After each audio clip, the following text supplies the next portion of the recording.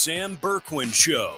I'm ready. Give the show a call at 330-821-1310. Good call, Meatball. Watch the Sam Bourquin Show on the AM 1310 Facebook page, the Q92 YouTube page, and on X. This is the Sam Bourquin Show on AM 1310 WDPN.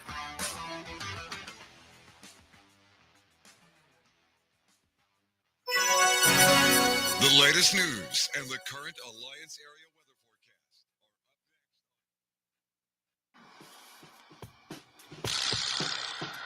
weather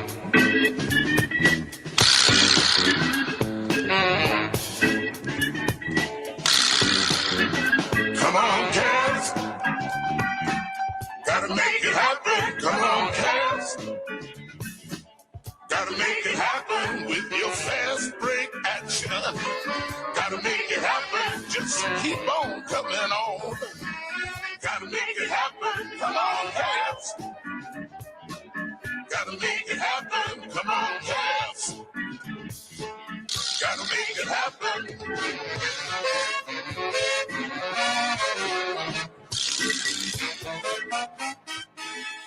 Okay, here we go. We're pulling out all the stops today, baby. We got people in this building wearing 1975 Cavalier warm-up outfits. I'm going to get a picture of that, by the way. I'm going to put it up on social media. We're going back to the Come On Cavs. We're doing whatever we need to do to get a win tonight. Oh, and I'm feeling good today. You know why? Our friends in the desert in beautiful Las Vegas, Nevada, have the Cavaliers up to a 5.5-point favorite. When we walked out of the studio yesterday, they were 1.5. They are 5.5. What does that tell you? They think the Cavaliers are going to come out tonight and take care of their business. And it also tells you that they feel, or they know, the Cavaliers are going to be close to full strength tonight when they battle the Pacers. Welcome in to a fill-in-the-blank Friday edition of the Sam Bourquin Show. Get those phone lines out there to you open. Here we go. 821-1310, 330-821-1310. We're going to talk Cavs-Pacers Game 3. My buddy, my good friend, one of the best college basketball coaches I know of, and it's right here in town. Mike Feuline is going to be joining us to talk a little Cavs-Pacers at 4:15 today. We'll talk a little Mountain Hoops, and we'll kind of pick Coach's brain on what he thinks the Cavaliers need to do tonight. Guardians and Phillies get together in Cleveland for this weekend, a 3-game series. The Phils and the Guards at Progressive Field. I said yesterday I thought that they would draw over 100,000 people this weekend. I wasn't aware that Sunday's game is a night game. I might have to dial back my prognostication a little bit. Maybe we get 90,000 this weekend. I don't think we're going to get 100, but I think we're going to do well. So we'll preview the Guards and Phillies coming up too. We'll check in on the Mount Union baseball team in action today. It's win or go home for the Purple Raiders. If they lose today, they are out of the OAC tournament. We'll check in on some high school baseball teams. Jackson Polar Bears clinched the Federal League Championship yesterday. Alliance is playing some really good ball now, knocked off Marlington. We have our show poll question of the day, and of course, it is a fill-in-the-blank Friday. We will check in with Steve Dorshuk. Did terrific job with the repository as a beat writer for the Cleveland Browns. Steve has kind of stepped back from that a little bit, but he's in the know with the Browns, and we're going to pick up a little conversation with Steve coming up here around 4:40 this afternoon. So it's a fill-in-the-blank Friday. And our question is, I feel blank about the Cavs-Pacers Game 3. I feel blank about tonight's Cavs-Pacers game. It's our fill-in-the-blank Friday question. The results are coming in hot and heavy. Dan says, nervous and excited. Bill says, optimistic. Ryan, overconfident. He says he loves the Cavs by over 15 tonight. Doug says, I'm nervous. George says, confident. Mike says, Good, Clark. I like it. I get it. Good to see you, Michael. Jason says confident. Joe says it's going to be 3-0 Pacers after tonight. Ouch. Ooh, we don't want that. So what's your take today? Fill in the blank Friday here on the Sam Bourquin Show. You feel blank about tonight's Cavs-Pacers game. We also threw up a fun poll question for you today, as we will have a poll question each and every day up on X at AM 1310 WDPN at Sam Bourquin 16. And today's poll question, kind of fun. I kind of wanted to get it away from sports just a little bit.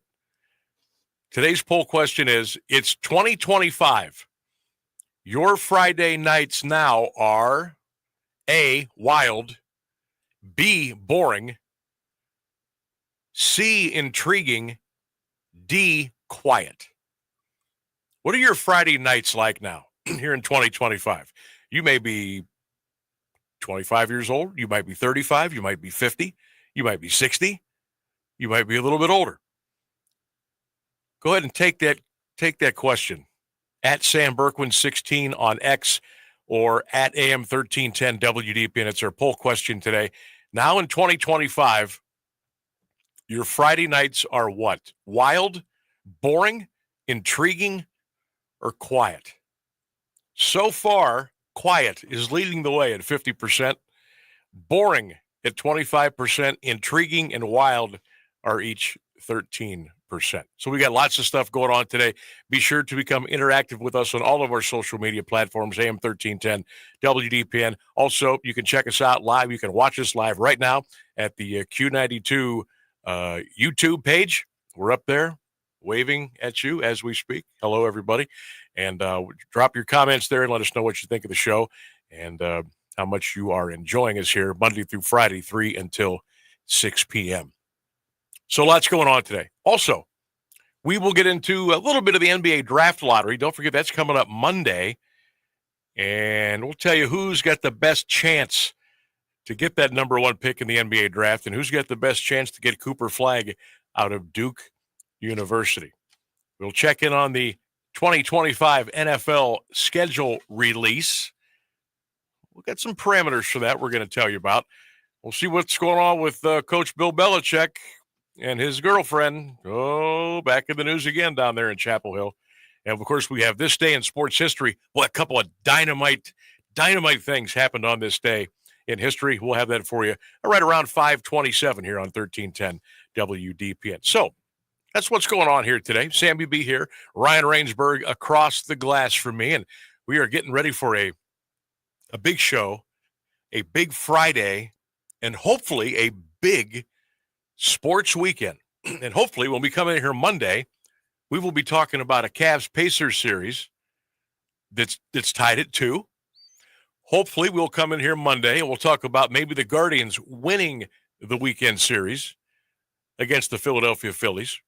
Hopefully we'll be talking about the Mount Union Purple Raider baseball team winning the OAC postseason conference tournament.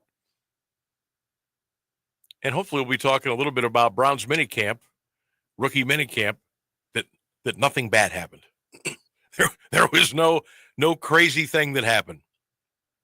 Like Shador didn't step on a sprinkler system or some crazy stuff that always seems to happen up in Brea. So today's going to be great, and Monday could be epic, or we could be really disappointed. So we'll see how all that goes. You want to get in today? Love to hear from you. 330-821-1310. That's 330-821-1310. I keep refreshing my my FanDuel app to see if the line keeps going up for the Cavs and Pacers tonight. 5.5. That tells me that all three guys are coming back. Now, I don't know, but the latest was that all three were at shoot-around. I saw a little video. Spencer Davies shot that video, and I retweeted that on my X page at Sam Bourquin 16. You could see the guys were out there walking around. They were shooting. I'm thinking maybe they're all going to go tonight. I'm thinking they're all going to go. And If all three don't go, maybe at least two. Whether it's a combination of Garland and Mobley, whether it's Garland and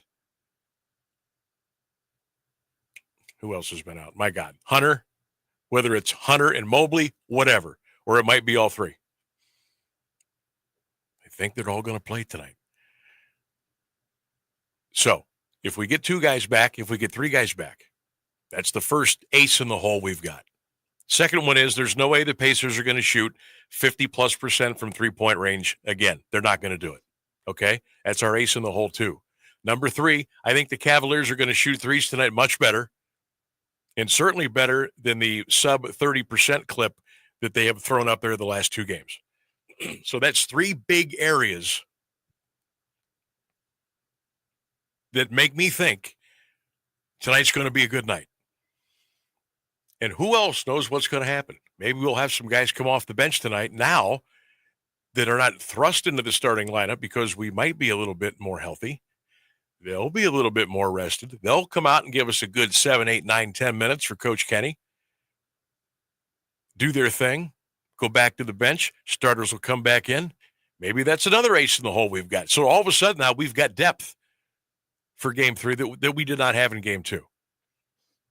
And don't forget about the most important ace. That's Donovan Mitchell. Donovan, just go out and give us, let's see, 48 minutes in a game. Give me 37, 38 minutes tonight.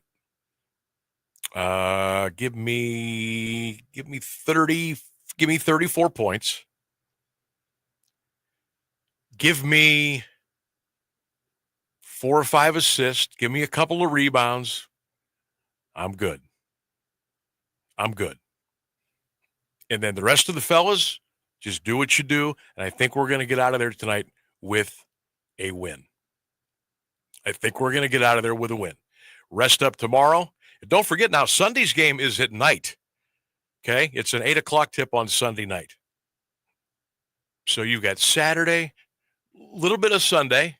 You sleep in a little bit, get up, do a little shoot around, eat your Wheaties, do your meetings, all those good things. And folks, maybe by 10:30 or so, Sunday night, we could be walking out of there in a tied series, 2 games apiece. Oh, and then it gets fun. Then it's a best of 3. And guess what? We would have the home court back. And number 2, we'd have the next 2 out of 3 at home.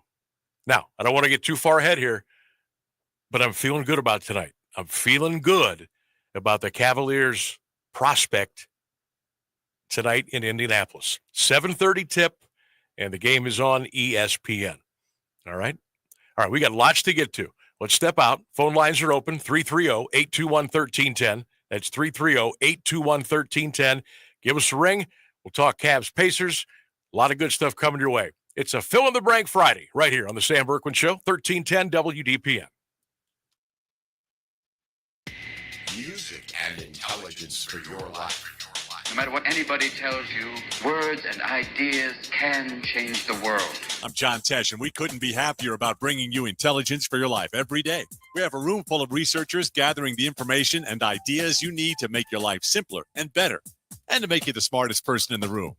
Join me for Music and Intelligence for Your Life, 10 to 3, Monday through Saturday, only on AM 1310 WDPN. You heard it on the John Tesh Radio Show. America, our military is sacrificing for our freedom. So please take time to remember our men and women fighting overseas. This salute courtesy of Diamond in the Rough Property Solutions, serving our community with dependability and excellence. For all of your residential and light commercial remodeling needs, call the professionals at 330-763-0089. 330-763-0089. Diamond in the Rough Property Solutions, reminding everyone to hire smart, hire a vet. I want you to imagine for a moment you're in a hospital. You are the patient connected to an IV bag. There's a constant parade of serious doctors, countless tests, endless pokes, and a serious diagnosis. Scary surgeries are followed by painful recoveries. You're in the hospital for days, weeks, months. Now imagine experiencing all of these things and you're only a child.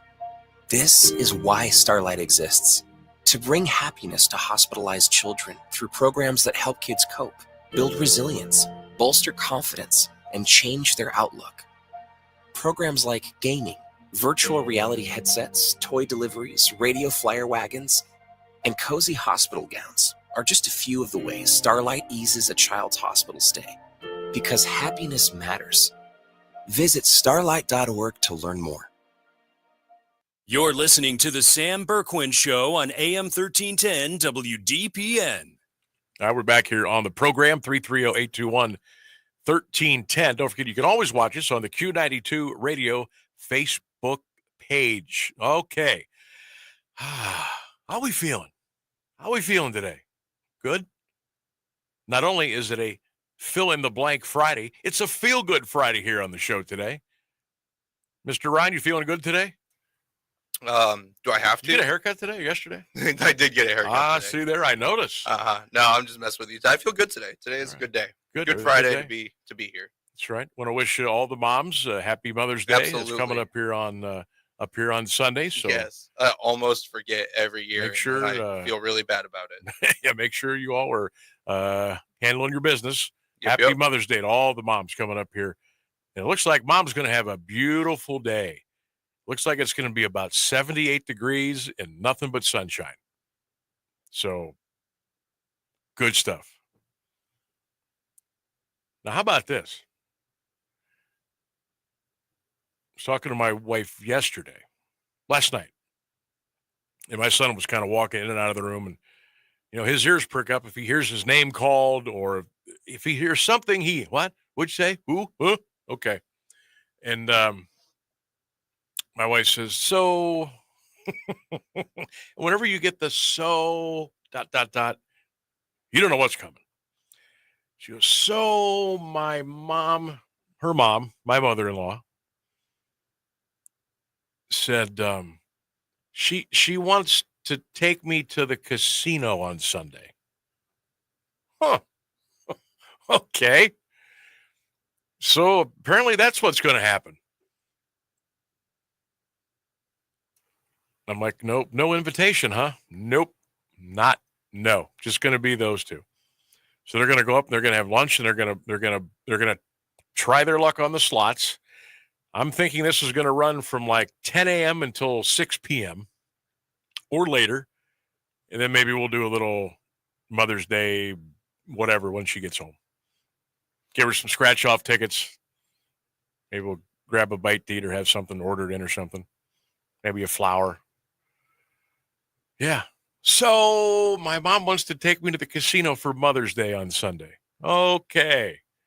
Well, hopefully they have a great time. So me and the young'un probably find something to do on Sunday. Maybe we'll go see Grandpa because he'll be by himself. We'll go see Grandpa on Sunday. Maybe we'll go to the casino. We'll sneak Dylan in. He's only 17. But that's what's going on there. But yeah, it's going to be a beautiful day on Sunday. So if you're out and about, again, please take care of Mom, your wife, what have you. They certainly deserve it because they run the show. They run the show, and we're very, very, very appreciative of that. We got the news. We got the weather coming up here in about 80, 90 seconds or so. Jeff Mayers will be rolling in. We'll have Jeff come in a little bit later on and take the fill-in-the-blank Friday quiz, and we'll also have him take our poll quiz on X, which is, now that it's 2025, your Friday nights are what? Wild, boring, intriguing, or quiet? Quiet leads the way right now at 55%. And, of course, our fill-in-the-blank on Facebook. You feel blank about tonight's Cavs-Pacers game. You feel blank about tonight's Cavs-Pacers game. I'm gonna give you my answer right now. I feel exuberant about tonight's Cavs-Pacers game. I'm almost ready to go full lock city on a Cavaliers win. I never thought I'd say that 48 hours ago.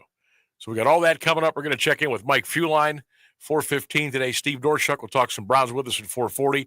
and we'll get you on the phones as well. Don't forget, on this day in sports history coming up a little bit before 5:30. We'll step out. News is coming up next. It's the Sam Bourquin Show right here. Stay with us. AM 1310 WDPN.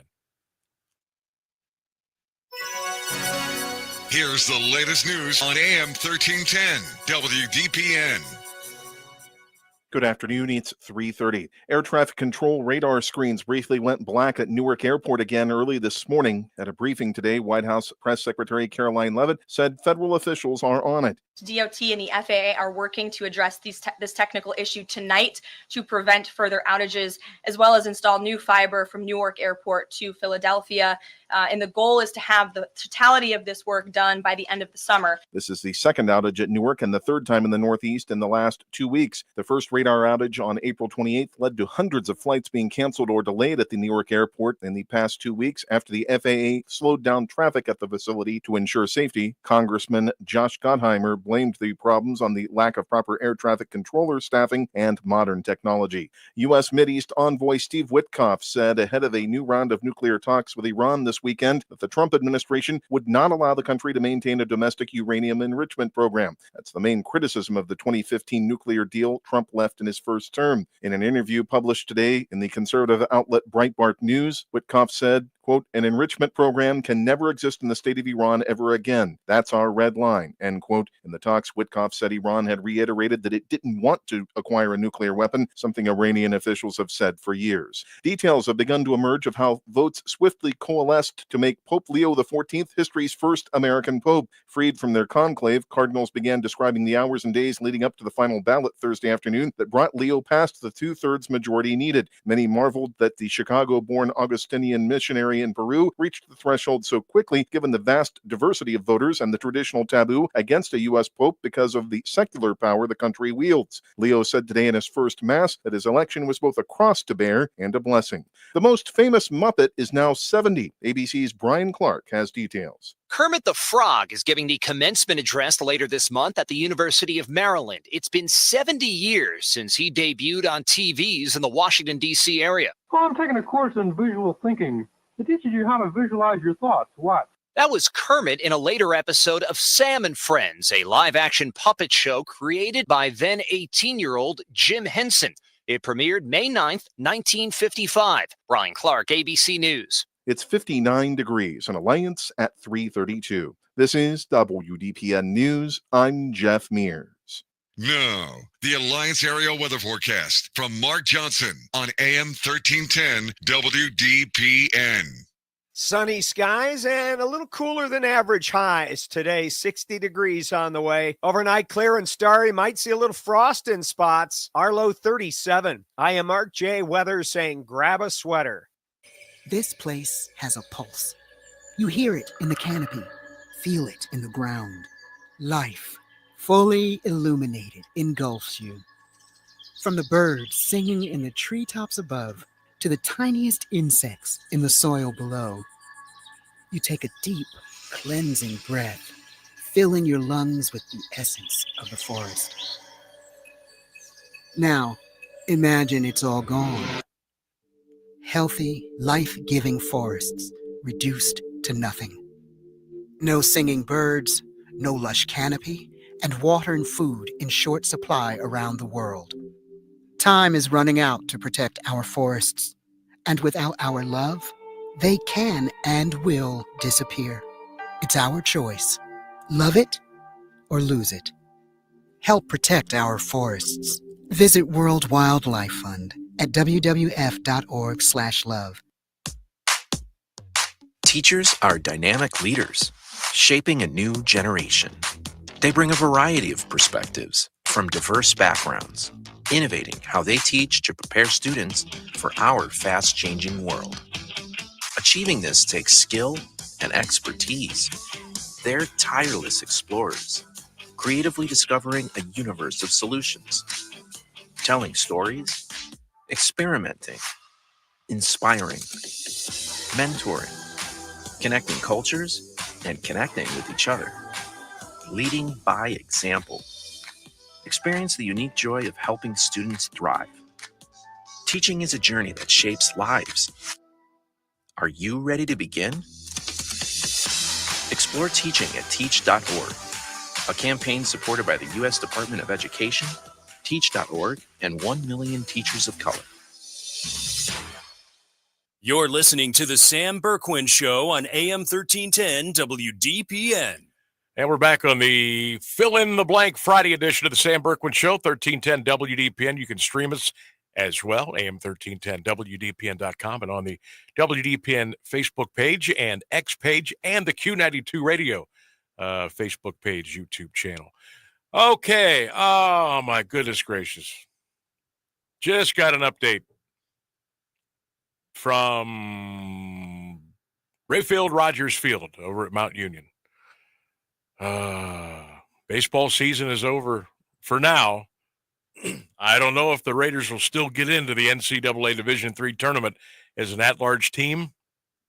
I hope they do, but going to be a little tougher now. They lost their second consecutive OAC tournament game today. Ohio Northern 8 and Mount Union 6. That game just went final over at the ballpark. So Mountain Falls today 8-6. They are out of the OAC tournament, and now they will hold their breath and cross their fingers. Oh boy, I don't know. That's 26, and I think that puts them at 26 or 27-9 now in the season. I don't know. I think it's probably a 50-50 shot that they get invited, but we'll see. So tough, boy. And just like that, out. Just like that. That's how cruel sports can be. You're riding high, one of the best seasons in school history. You're hosting in your own crib, and within 2 days, you're done. Must not have got the pitching again today. Gave up 9 to John Carroll yesterday. Gave up 8 to Ohio Northern today. So we'll see. We'll see when they do the drawings for the Division III baseball tournament, NCAA, if the Raiders can still kind of sneak their way in there. That was tough news. I was hoping they'd win today, and maybe get a win tomorrow. Maybe have to play 2 tomorrow to win it, but that's not going to happen. All right. So, Cavs and Pacers tonight, 7:30. Cavaliers are a 5.5-point favorite. Odds makers have the total at 230.5. It's been right about that for the first 2 games, and that's where they have. That's where they've set it again tonight. Again, DeAndre Hunter, Darius Garland, and Evan Mobley were at shoot-around today. And not only were they there, they participated in shoot-around today. Latest here that I'm checking on the Score app, Darius Garland game time decision, Evan Mobley game time decision. Doesn't say anything about DeAndre Hunter. Oh, yes, it does. He is also a game time decision. Folks, we might have them all back tonight. Maybe 1, maybe 2, maybe all 3. What a difference that's going to make. We might see a completely different game tonight. And I bet all of a sudden now, the Pacers are like, ooh, yeah. They thought they were coming home up 2-0, and they were going to circle the waters, waiting for that first couple of drops of wine and gold blood to fall into the water. And they were just going to circle around and snap. Now they might be thinking, oh, boy, we're going to go up against a team at full strength, and they are hungry, and their backs are against the wall. We will see how it all plays out tonight at 7:30. We will see. Now I'm really fired up. I was excited when I found out a couple of hours ago that we might get the fellas back tonight. Now I'm really pumped up and excited. How about you? What do you think? 330-821-1310. That's 330-821-1310. It is also a fill-in-the-blank Friday here on the Sam Bourquin Show. And your question today, you feel blank about tonight's Cavs-Pacers game. You feel blank. Fill in that blank. My man Jason Allen Murphy, who is listening and watching out in Las Vegas, I can't even say what he said. Let's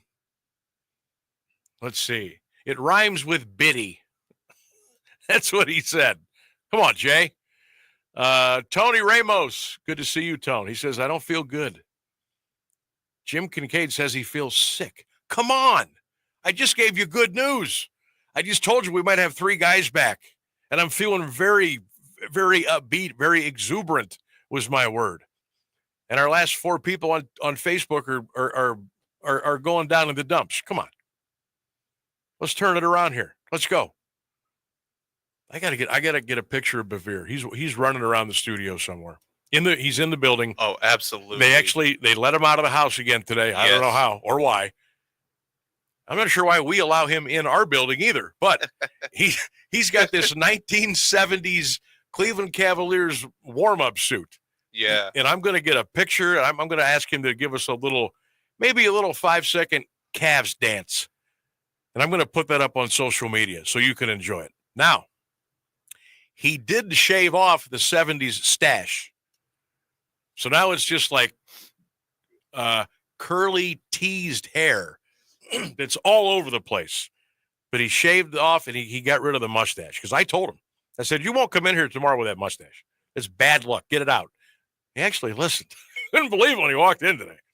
But he's got a Cavs warm-up suit from the back in the Miracle Richfield days. So I'm going to get a picture and I'll get a video, and I'll throw that up on social media here, and I'll let you know as soon as it pops up there. 330-821-1310 is our telephone number, 330-821-1310. Mr. Ryan, could you I did it again today. Could you repeat our text line? Our text line is again 330-924-7088. Okay. We actually have a text that came in before the break that says, wouldn't surprise me, Cavs win. Wouldn't surprise me, Cavs lose. He says the Cavs roster has too many nice guys and doesn't have any dogs. He also says Atkinson needs to play Tristan Thompson to set the tone that nothing is going to be easy for them tonight. Okay. So. Okay. Yeah, he's got some good points. Speaking some of my language there. I said the Cavs didn't have any dogs. We'll see if they got them tonight. Text line 330-924-7088. Last night in the association playoffs, it was a butt whooping. Kind of thought this was going to happen. Minnesota Timberwolves 117 and the Golden State Warriors 93. So that series now is tied 1 game apiece, and the series is going back to I almost said Oakland. They used to play there. Now they're in San Francisco. So that series is tied at 1. I'm going to hear from Draymond Green coming up here in a minute. Well, he was angry last night. Really angry. Celtics and the Knicks, they will continue their series tomorrow in New York at 3:30. Boston and the Knicks, 3:30. That's tomorrow. New York leads that best-of-7 series 2-0. Now, I want to bring in ESPN's Kendrick Perkins. He, as you know, is very opinionated. And he went off. He went off last night talking about the Boston Celtics. I'll let you hear that here right now. Kendrick Perkins from ESPN on the Celtics and how they just kind of rolled over here the first 2 games. The Knicks are being very disrespectful right now. And Jason Tatum is getting disrespected. This your crib, bro. This your crib. You're the best player on this team. You're the defending champ, and this is your house. You told the New York Knicks to take their shoes off, man. They came in your house with muddy shoes on, put their feet on the couch, kicked them up on the coffee table, and took the remote and turned the TV and ordered DoorDash on your credit card. What are you going to do? Perk, he says they put their feet up on the table with muddy shoes. They took the TV remote and they ordered DoorDash. What are you going to do, he says. When you put it that way, it does sound pretty disrespectful. How about that? Definitely. Oh, my goodness. Kendrick. You know, when I worked down at the, where was I? Had to have been the Canton station might have been the Akron station. I actually had Kendrick came on my show. This was when he was just starting to transition from playing in the NBA. Remember, he suited up for the Canton Charge for a couple of games. So he was kind of on his way out as far as playing. He was trying to get a little redo, catch some fire, maybe hang around for another year, maybe get another 1-year contract in the NBA. And I actually had Perk on my show. He was not as outlandish and outspoken as he is now, but he's a really nice guy. Got to know him just a little bit, talking to him off the air. But I was able to get a couple interviews with him back then. But now he's, he is very opinionated, and he let the Celtics have it. He let the Celtics have it. I got to tell you, I am shocked that the NBA and the TV people are putting this Boston New York game on a Saturday afternoon at 3:30. That is like sacrilegious. That is like sacrilegious. I can't believe the two big markets like that, and they're going to shove them in the 3:30 window on a Saturday afternoon. 8:30 that night, you've got the Timberwolves and Golden State. And that would be a 5:30 tip-off out in California. I'm very surprised by that. But whatever. They tell you when to play, you show up, and you play. Tonight, Oklahoma City, Denver. That's game 3 of that series. It shifts back to Colorado. That best-of-7 series is tied at 1. The Thunder are a 5.5-point favorite tonight against the Nuggets. But the Cavaliers tonight, folks, they got a chance. Just one win tonight will completely change this series. Completely. And whether they win by 2, what's the number? 5.5? Whether they win by 6, whether they win by 17, it is going to completely change the narrative of the series. And if our 3 guys come back and play tonight, and they come back and play well, and they don't look a little beat up, they don't look rusty, they don't get tired, if they make it through, and they know they're going to come back and be healthy again on Sunday, it completely changes the whole frame, the whole mindset of this series. When you're down 2-0, you're kind of feeling your oats a little bit, especially when you drop those games at home. If it would have, say the series would have started in Indiana and they lost 2 on the road, okay, that's what's supposed to happen. Okay, you don't really get freaked out about that. But when you drop your first 2 games at home in front of your crowd, you're in your building, you've been sleeping in your bed, you've got your routine. When you get up, when you go to the practice facility, everything is, it's on the schedule. And you still lose, and you blow one like you blew one on game 2, you start to think, well, maybe this is just not meant to be. Maybe we had our fun. We won our 60-plus games. Folks had fun coming down to the arena. We'll get them next year. You get a win here tonight. It changes everything. Changes everything.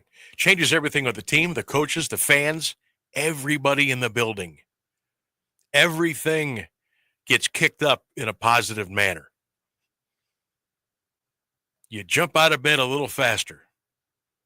That food tastes a little better. That sunshine seems a little brighter. That's what a big W can do. That's what a nice big win can do for you. And I think the Cavaliers can get this tonight. Now, don't get this one tonight and then piddle down your leg on Sunday. If you get this one tonight, let's go get greedy and get that second one. And now we got a tied series, and now we're going to go best of 3. I'm interested to see how Kenny Atkinson kind of handles things tonight. if all three guys are healthy now, I want to see who he runs out there to start the game. And then I want to check the rotation, and then I want to see who comes in first off the bench, who comes in second, how long they play, and actually how deep he will go. Usually in the playoffs, you normally don't see more than 8 or 9. Usually.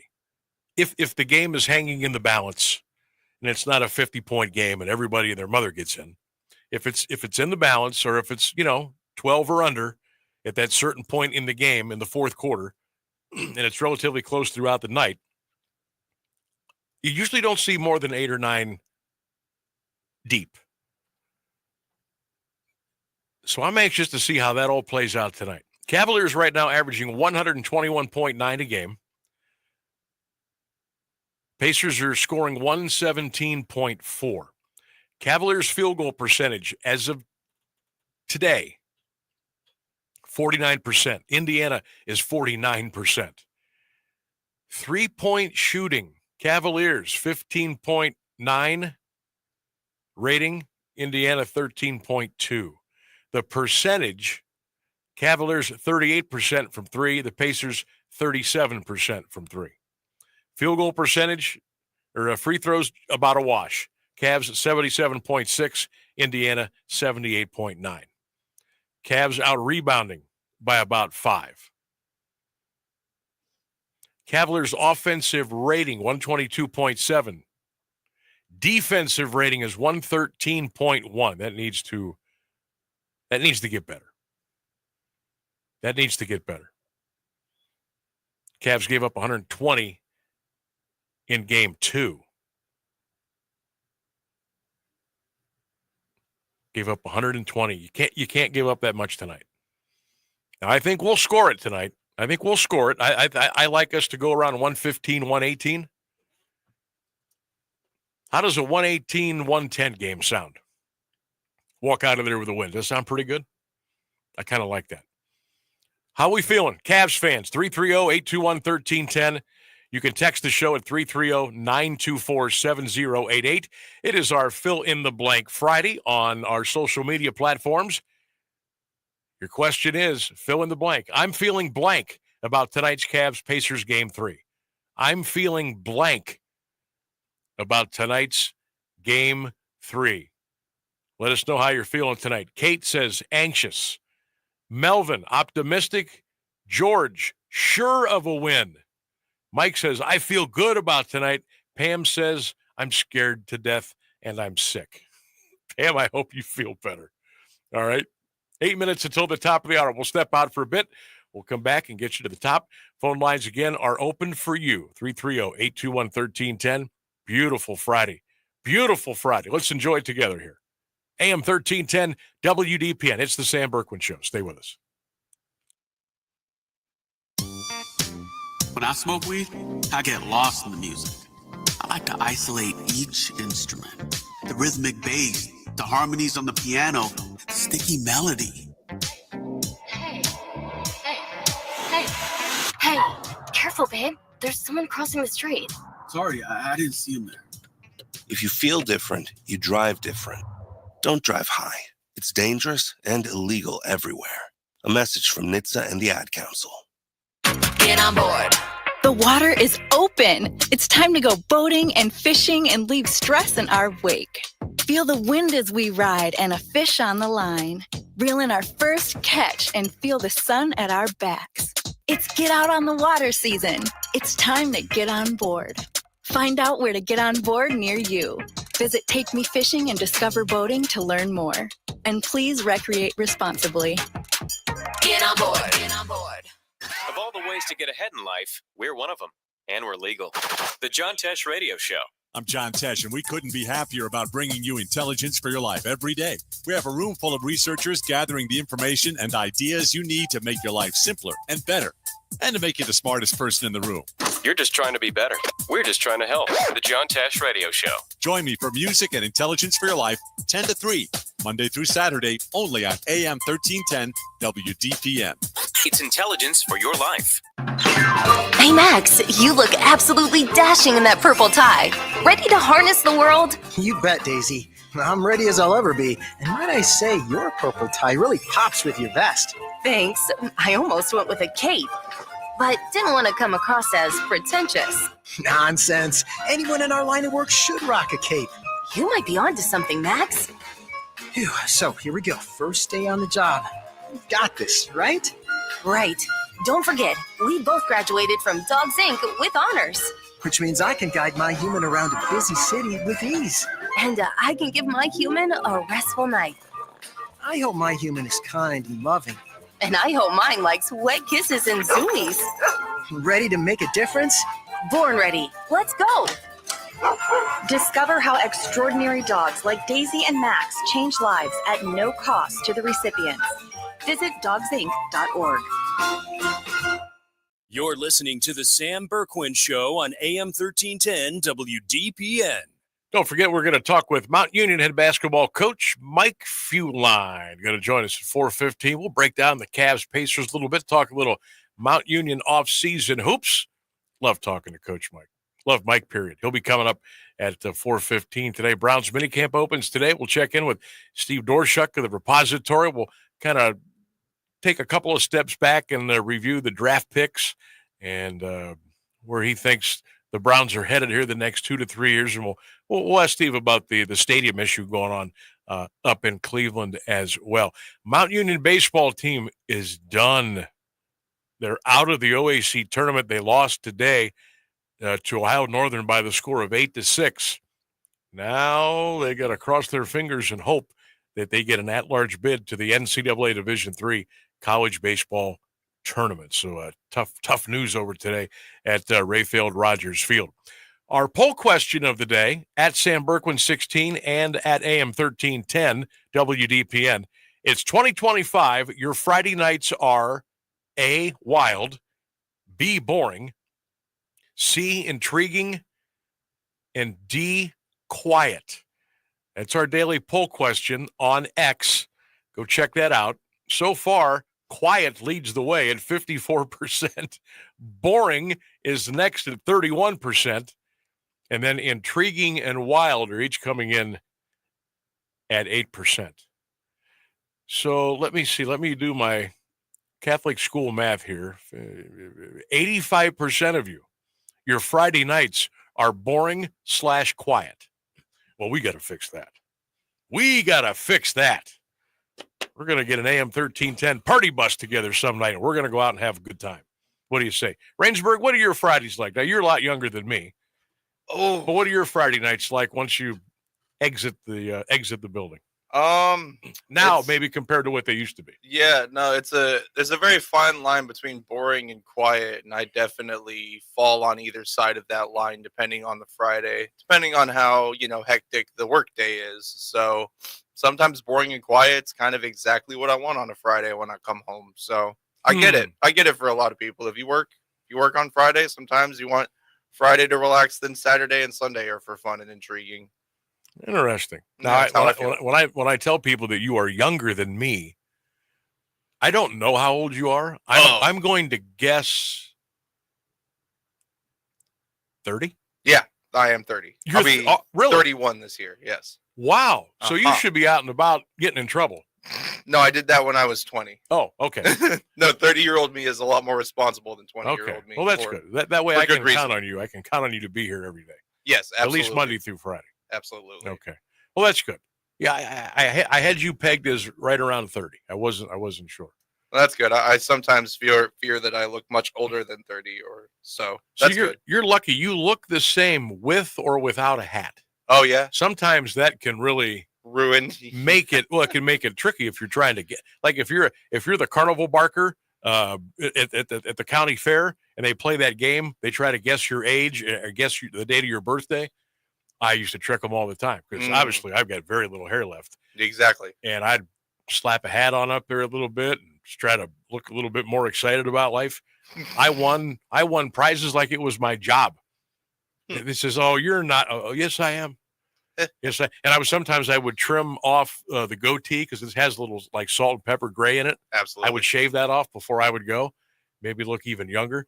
They had me pegged 8 to 10 years older than than what I was. Yeah, I can't even imagine how young I would look if I shaved everything. I don't grow a lot of facial hair, but I'm sure it's baby face without it. So yeah, see there, mm-hmm. See there, you got that beat. Just don't ever grow a mustache like Ryan Bevere.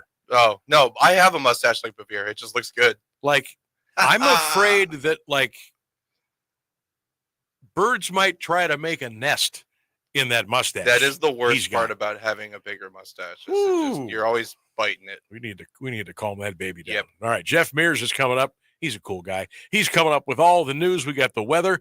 And when we come back, we'll get back into the Cavs and Pacers. We'll talk some Guardians. We got our poll question, our fill-in-the-blank Friday. Later on, our Today in Sports History. And don't forget, my man, Mount Union Purple Raider basketball coach Mike Feuerlein will be joining us at around 4:15. It's all coming up here on the Sam Bourquin Show. Don't go away. News, weather, sports, local information, and music 24 hours a day. This is AM 1310, WDPN Alliance. Of ABC News, I'm Michelle Franzen. A federal judge ordering the release of a Tufts University student today. The Tufts University student was swept off the streets by masked ICE agents in March as neighbors nervously looked on. Trump administration officials say Rumeysa Ozturk lost her right to remain in the U.S. when she co-wrote an op-ed in her student newspaper urging Tufts to divest from firms with ties to Israel. A federal judge in Vermont has now ruled she must be released on bond from detention in Louisiana while her immigration case proceeds, saying her jailing amounted to an egregious First Amendment violation. Stephen Portnoy, ABC News, Washington. President Trump, in a social media post, says he would be okay to hike taxes on some wealthy Americans. It comes as House Republicans are working to finalize a budget bill. A day after the first American Pope was elected to lead the Catholic Church, Pope Leo holding a mass for the College of Cardinals in the Sistine Chapel. The Vatican says his inaugural mass will be May 18th, St. Peter's. This is ABC News. From ABC News and Good Morning America, I'm Lori Bergamato. This Brightly moment is brought to you by Macy's. This Mother's Day, let Macy's be your guide to gifting. This mother and daughter prove that no matter how old you are, sometimes you just need your mom. Shelby Saybold was having a particularly rough week at college, so her mom, Jennifer, flew across the country to surprise her. And the second I see my mom, I automatic break into tears, sobbing. Jennifer, a single mom of 3 girls, was emotional too. She said, "Mommy?" She kind of teared up, and I did as well. Growing up, Shelby remembers her mom working 3 jobs while raising 3 kids. I don't know how she did all of those things. I'm like, you are a superwoman. While Jennifer was working away, so was Shelby, earning a full scholarship to Boston College. And my mom was my inspiration and continues to be daily. This Brightly moment has been brought to you by Macy's. This Mother's Day, let Macy's be your guide to gifting. Now, the latest Alliance area news from Jeff Mears on AM 1310 WDPN. Good afternoon. It's 4:02. This news a service of Cars Auto Repair. Canton police are investigating a fatal shooting. Officers were called about gunfire in the 1500 block of Clarendon Avenue Southwest around 8:45 Thursday night. 21-year-old Stephen Dunn of Canton was discovered in a yard with an apparent gunshot wound to the back. Officers administered CPR until medics arrived. Dunn was taken to Altman Hospital, where he died shortly thereafter. Warrants have been issued for the suspect, identified as 18-year-old Malachi Fortner of Canton. Anyone with information about the shooting is asked to call Canton Police at 330-489-3144 or submit anonymous tips through Tip 411 or Stark County Crime Stoppers. The Stark County grand jury has indicted a man on charges stemming from a drug overdose that left another man dead. 37-year-old Cornell Bennison of Canton is charged with involuntary manslaughter, corrupting another with drugs, and trafficking in a fentanyl-related compound. He was arrested on a warrant Thursday and booked at the county jail. Bennison allegedly provided a fatal dose of fentanyl to 30-year-old Shaheem Miller of Canton on September 26th. Bennison is scheduled for arraignment May 16th in common pleas court. The hunt for a wanted man in Carroll County has entered a second day. The sheriff's office says 42-year-old Joshua Middleton was last seen in the Sherrodsville area. Deputies were initially called Thursday morning for a check on a suspicious person. Middleton is white, 5'11", 165 pounds, with blonde hair and blue eyes. U.S. Marshals have an active warrant charging him with weapon possession. Middleton's vehicle has been impounded, and he is presumed to be on foot. The sheriff's office says he is possibly armed. Anyone with information on where Middleton can be found is asked to call the Carroll County Sheriff's Office at 330-627-21 2141. Nimishillen Township trustees Thursday took the first step in placing a road levy before voters. WDPN's David Schur reports. The current 2 mil levy is scheduled to expire on December 31st. A renewal levy at the same millage will not result in an additional tax cost to the residents if approved by voters on November 4 ballot. Trustees also approved 7 permits for the zoning department. April's fire department report indicated 101 total incidents, with 75% of those being EMS calls. A Nelson Township man is guilty of rape, sexual battery, gross sexual imposition, and domestic violence. That's the verdict issued Thursday in Portage County Common Pleas Court for 27-year-old Stephen Ferguson. He was indicted in August following allegations he raped an infant and sexually assaulted a teenage girl. A supplementary indictment was issued the following month. Ferguson opted for a bench trial. Judge Lori Pittman also found him guilty of gross sexual imposition and endangering children and acquitted him of attempted rape in the second indictment. The activity was reported August 8th. The victims in the initial indictment were a 9-day-old child, a 35-year-old man, a 30-year-old woman, and a 13-year-old girl. The second names the teen as the victim. Ferguson exposed himself to family members and made sexual advances to the older girl and the other man. Prosecutors say he also picked up a knife during an argument with the woman. A pre-sentence investigation will be conducted before Ferguson learns his punishment. A Youngstown man has been indicted on child pornography charges. 28-year-old Rolando Guzman Sosa was charged by the Mahoning County grand jury with 20 counts of pandering obscenity involving a minor. He's accused of possessing child porn in April 2024. A warrant was issued Thursday for Guzman Sosa. He is not in custody. A former Mahoning County Sheriff's deputy has pleaded guilty to counts of sexual abuse of a detainee and sexual abuse. The indictment of Damon Perry was issued in December. He was accused of improper conduct with an inmate who was being held for U.S. Marshals at the Mahoning County Jail in November. According to WFMJ-TV, Sheriff Jerry Green said he began an investigation once he was made aware of the accusations. Perry resigned shortly thereafter. The federal government took over the case because the victim was a federal inmate. A federal grand jury has issued a 29-count indictment against 19 members and associates of a drug trafficking ring. The defendants are mostly from the Cleveland area. One is 22-year-old Jocelyn Dolan of Newton Falls. They allegedly trafficked various controlled substances, but mostly dealt cocaine.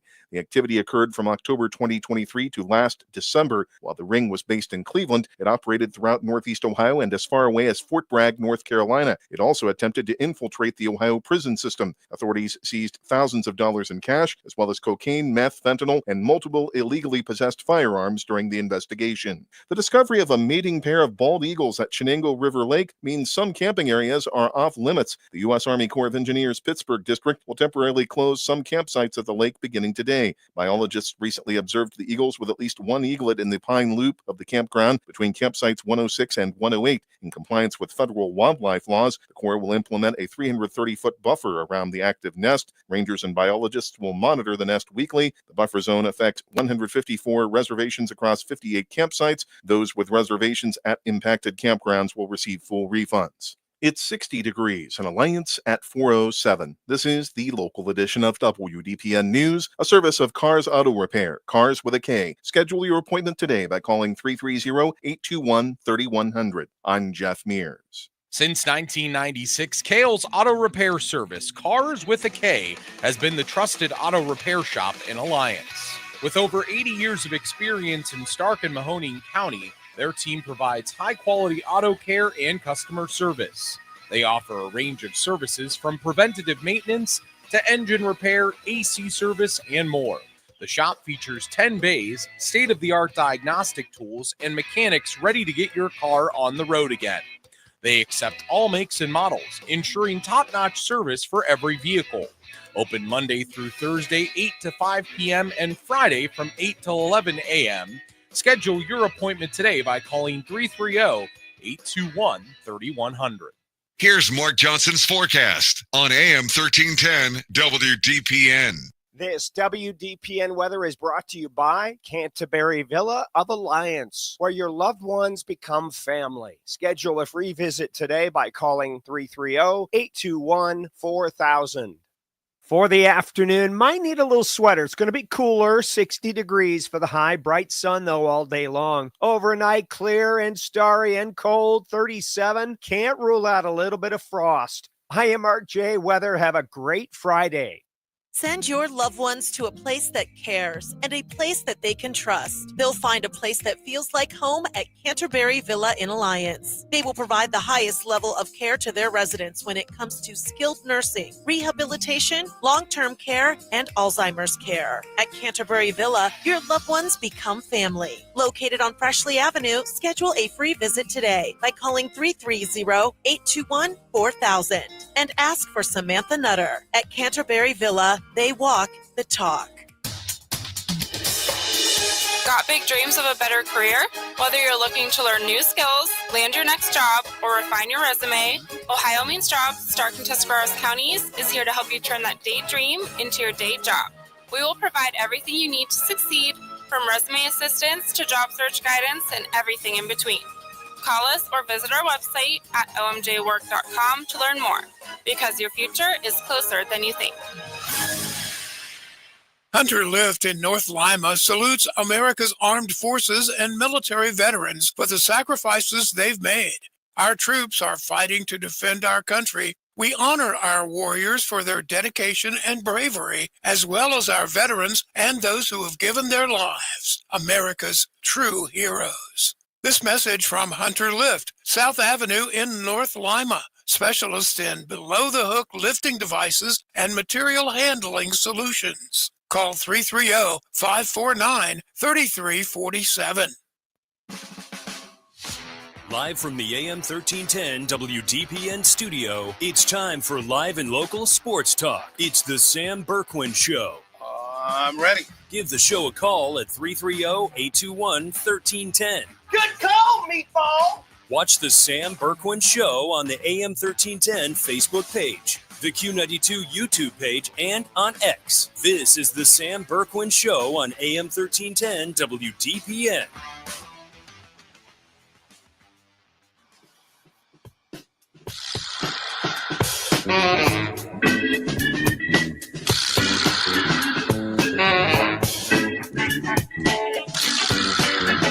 Come on, Cavs.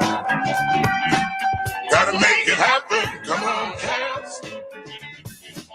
Gotta make it happen with your fast break action. Gotta make it happen. Just keep on coming on. Gotta make it happen. Come on, Cavs, let's go. Welcome back to the Sam Bourquin Show on a Feel Good Friday. It is a fill-in-the-blank Friday.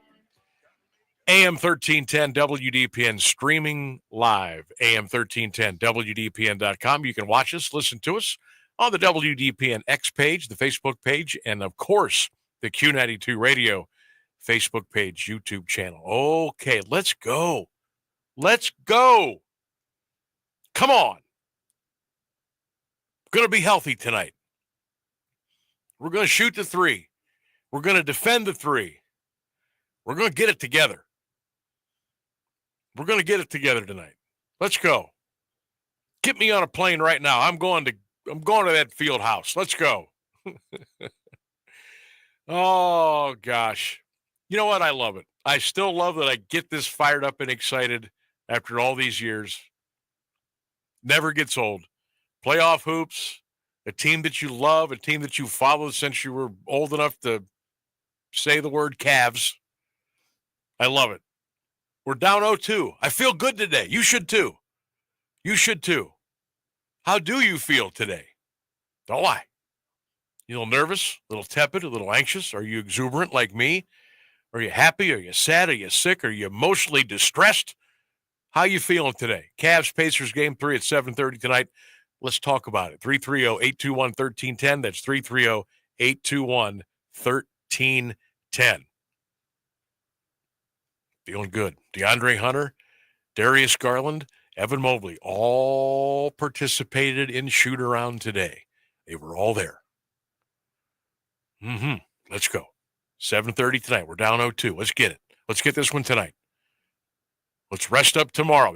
All the Cavaliers can go to St. Elmo's Steakhouse tomorrow in downtown Indianapolis. Get a good night's sleep.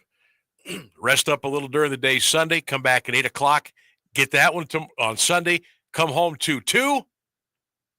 Then it's a best of 3. Then it's on. I might pull an old school move. I might go up to the airport, meet the team when they come in. Oh yeah. Oh yeah. Yeah. We used to do that with the Browns. Oh, that Of makes course, sense. That was yeah. a long time ago. Uh-huh. Yeah, we used to go up there by the fence and just hang on the fence and rattle it when they would get off their airplane. I think that Let's go. That tracks. That makes more sense than you're getting them fired up. You know, you're there to show your support. And they loved it too. Yeah. They loved it too because people were there. Sometimes they would come in 1, 2, 3, 4 in the morning, depending where they were coming in from. People were there. It didn't matter. It was 10 degrees. They didn't care. We were there. We were ready to go. I might go up and greet the Cavs when they come off the private plane. Yeah, I know. I'm getting way, way ahead of myself. I know. You know what? I don't apologize. I feel really good about tonight. All right. I feel really good.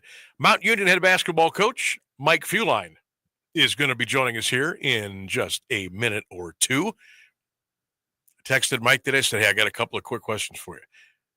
Number one, have you been watching the Cavs Pacers? Number two, you want to come on and talk today? Let's just chop it up. Let's have a little Friday fun hoops discussion with the boss of the Purple Raider basketball team. So Mike's going to be coming on here in just a minute. In the meantime, it is a fill-in-the-blank Friday here on the Sam Bourquin Show. Oh, I didn't give you his phone number. You did not give me his phone number. Are you kidding Sam. me? No. You sent me his picture. Yeah, I know. I know. That's shame on me. All right. Folks, we're doing this on the fly. Hello, if you're watching on the YouTube channel. This is some of the shenanigans that goes on behind the curtain here in the studios today. I'm 1310 WDPN. Okay, I'm going to hand you this. I know that number's kind of rough to read there because it's very small, but look right underneath his name, and that'll be the number there. I thought I gave you his number. I must have given it to somebody else. Way to go, Bourquin. Way to go. On this day in sports history, coming up at 5:27 today, got some cool throwback audio to play for you there. Browns opening minicamp today. Shador and the fellas put on those orange practice jerseys, I guess you would call them. They're getting acclimated to the new digs up in Berea. We'll talk to Steve Dorsha coming up at around 4:45 today. Talk a little Browns, a little stadium, and get Steve's perspective on the Browns and what they did in the 2025 draft. So we got all that going on. We also have our poll question of the day. It's 2025. What are your Friday nights like now? Boring, intriguing, quiet, or wild? Check it out. The Sam Bourquin Show poll question of the day on X at Sam Bourquin 16 and at AM 1310 WDPN. We got you covered all over social media, all over the radio waves today, the YouTube channel, and let's get ready to go. Awfully excited to bring in my guy, head coach of the Purple Raider basketball team, Mike Fuline, to the Sam Bourquin Show on this Feel Good Friday. Coach Mike, how you doing today, my friend? My man, Sammy, congratulations, buddy, on being back where you belong. Thank you. So it's been a long time, but all is right in the world now. I appreciate it. You know what? Buddy. You're in trouble now, bud. I'm only 5 minutes away from you. I'm on State Street now, or we're on Smith Avenue. I'm real close now. That's where you belong, man. I love it, buddy. I'll be knocking on your office door over at the school every day. Now you'll have no idea I'm even coming. This is going to be great. I love it. That's all right. I'll be ready. You know, I feel bad. The last time that I saw you was the OAC championship game up at John Carroll. Yeah. And I remember I was solo that day. So I was packing up the equipment, getting all the stuff, got my bag, and headed down the stairs to go outside, to go down that, I forget what street it is, to get my car that was parked about 1.5 miles down the block. So I come out of the doors, and the mountain bus was to the left. And you were standing there. I think you had your bag, your basketball bag, your briefcase, whatever. And I looked over and I said, this is not the time to go say, oh, it's okay, bud. You know, you guys had a hell of a year. You don't want to hear that stuff. It doesn't care who's coming over there. And I said, yeah, I'm not going to do it. So I gave you the wave, the respectful wave, and I headed on down the road. And I kind of felt bad about it, but I'm like, you know what? Probably didn't want to talk to me anyway. So congratulations on a great year, man. I just wanted some time to pass. Appreciate it. And you know you're always You can come anytime. Hell, you can come in the locker room afterward if you want. You'll hear some things you probably don't want to hear, but yeah, it was a great game. That team, they had some really talented guys, and obviously they're out of the league now, and those guys are graduated. But I think it made our program better, playing in those types of games. And we've been fortunate. That was our 7th straight championship game. So you're going to win some and you're going to lose some, and unfortunately that one didn't go our way. No doubt. Wow. So you've been catching the Cavs and Pacers a little bit, right? Absolutely. Okay. Absolutely. So I feel like, Coach Mike, I feel really good today. And I'm not even sure if our 3 guys are going to play. I know they were shoot around and they were active today, but I just feel for being down 0-2 and going on the road, I feel spectacular. What do you think is going to happen tonight? Yeah, I think so. I think we'll be okay. It'd be nice. I think a lot of times, coming from a coaching perspective, people, injuries are excuses, but no, they're facts, man. When you have 3 of your top players out, that's going to affect your basketball team. And we can act like as fans that it shouldn't. We should be better, tougher, all those types of things, but it matters, and I was talking to, I know you had Zach on yesterday, Jackson, and we were on his podcast about a week ago. And good. Don't look at Indiana, or don't overlook Indiana, buddy, they do such a great job of spreading the floor out. They're just tough to guard, and they get up and down the floor. So after 4 quarters with not a very deep bench, when guys are injured, it's going to wear you out. Now, having said that, that was some awful execution late in the game. So they have to be better, but if they win today, you just got to get that momentum going, and then hopefully things will go our way. But it's going to be tough, Sammy. This is a good basketball team. I know it's good. That's a tough house to go in and play. They're going to be like sharks in the water waiting for blood, man. When you win the first 2 away and then you come home, that building will be shaking when people go in there for that 7:30 tip tonight. I want to go back to game 2, and we had Strus couldn't get the ball inbounds. There was a missed box out on a rebound. No, there was 2. One went down with a slam. The next one, Halliburton gets it, circles all the way to the top of the key, jukes and jives a little bit, steps back, hits the 3. They win the game. Our execution down the stretch game 2 left a lot to be desired. I'm hoping with the health of some of these other guys, and maybe Coach Kenny's like, you know what, maybe we'll shake things up a little bit as far as philosophy and when we line up on the free throw line and do some different things. But I was really surprised how down the stretch game 2 we didn't do what we were supposed to do. Yeah, not having a point guard, a healthy real point guard, and filling in there is going to affect you. It just changes your whole dynamic as a team. He knows how to get open, especially on a press break type of situation. Instead Donovan has to do everything, so he's got to bring it up and score 48 points. So if we can get Garland back, that'll help tremendously. And then, the box out thing sometimes is just kind of an effort thing. Donovan played great, but he missed that first one a little bit. I think the second one, they were all in there a little too early, which I think the officials said that they missed. So the one that got me was when Donovan missed his free throw, about a minute to go in the game.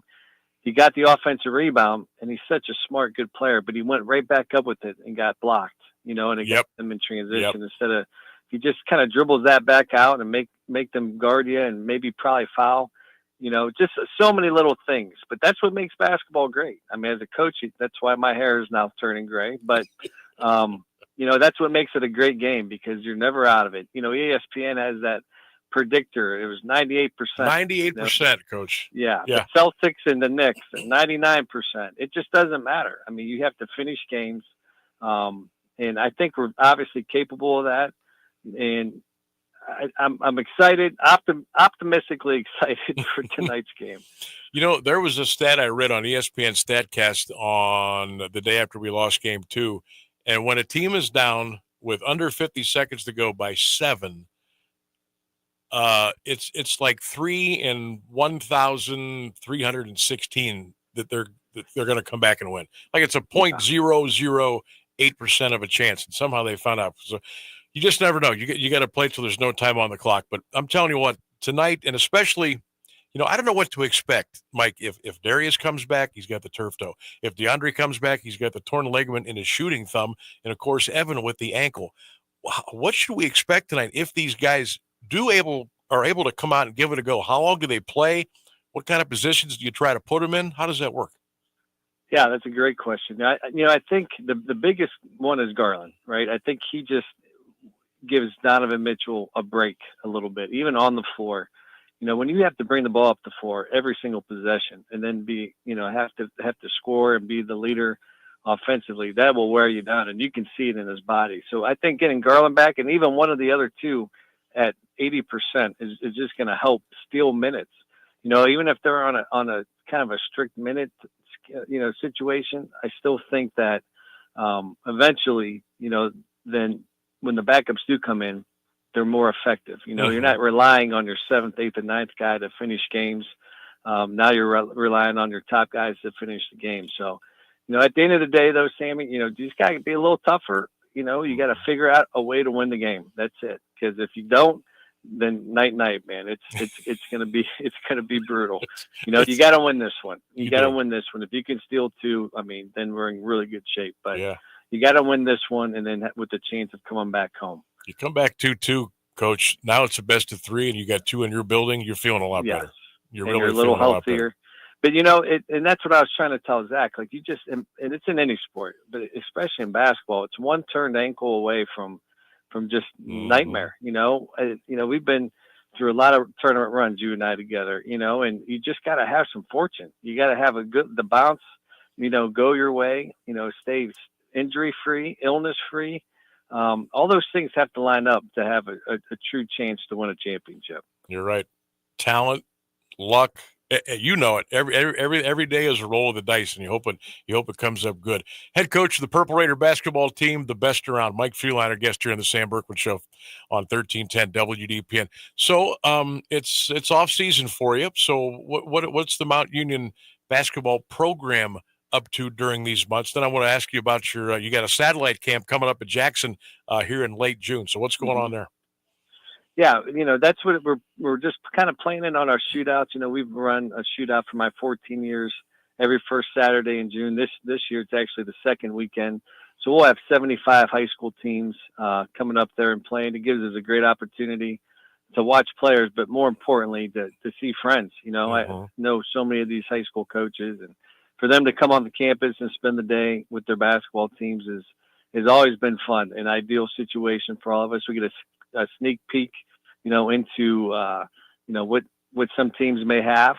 I remember last year the first game of the day on the main floor at 9 a.m. was McKinley Louisville, and it was packed on a June 2nd day. So that's pretty cool. To get teams ready and help them do that. And then we have a youth camp that we run at Jackson High School that brings out not only the Jackson students, but we get players from all over the place and use their great facilities.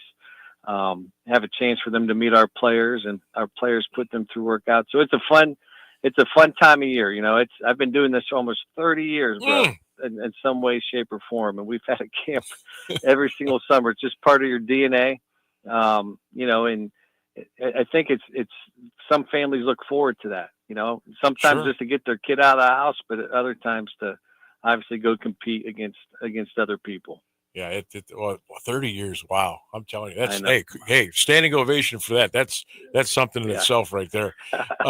Coach, we got about 3 minutes. I do want to ask you real quick. You see what goes on at D1 with the transfer portal and NIL and all this crazy stuff going on. And I don't know if there's even a trickle down effect from D1 to 2 to 3 to NAIA. I'm not even sure. What is your take on where we are at now in 2025, transfer portal, NIL? And what are your worries, concerns do you have to deal with at the Division III level? Yeah, it's a great question. We need about 3 minutes, 30 beers. I don't know, man, to talk about all these things. But, I know. Here's what I could tell you for just kind of the average fan or spectator. The next few weeks are going to be huge because there's a lot of things that a commission has formed. Obviously, we've heard about that, but there's also a judge that's ruling over some of the major issues that we may have. Some people think it's not an issue.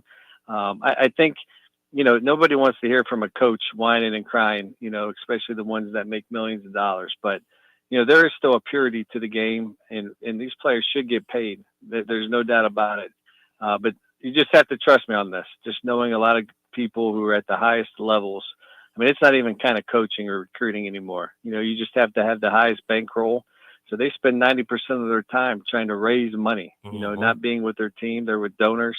And one of my good friends or coaches tells me it's like being a telemarketer the last 3 weeks because, people are avoiding your call. I would like to be the head coach at a main university and people aren't answering your call because they know what you want. What you want. Oh, and collective. Yeah, he wants to be in the gym, man. He wants to be watching film. Right. And all these guys do. But it's just a different time right now. And I think it just has to have a little bit of rules, guardrails to kind of keep everything on track. We've been fortunate at Mount Union. Christian Parker is a great example where we've been able to keep our key players. They've had many opportunities to kind of move up and get a full scholarship, and they've decided to stay with us. So there's a loyalty there. We have everyone back from last year's team. And we really didn't look at anyone in the portal. I think we went after a guy. Maybe he comes, maybe he doesn't. But, that loyalty's got to go both ways. And our guys are showing it. They're working hard.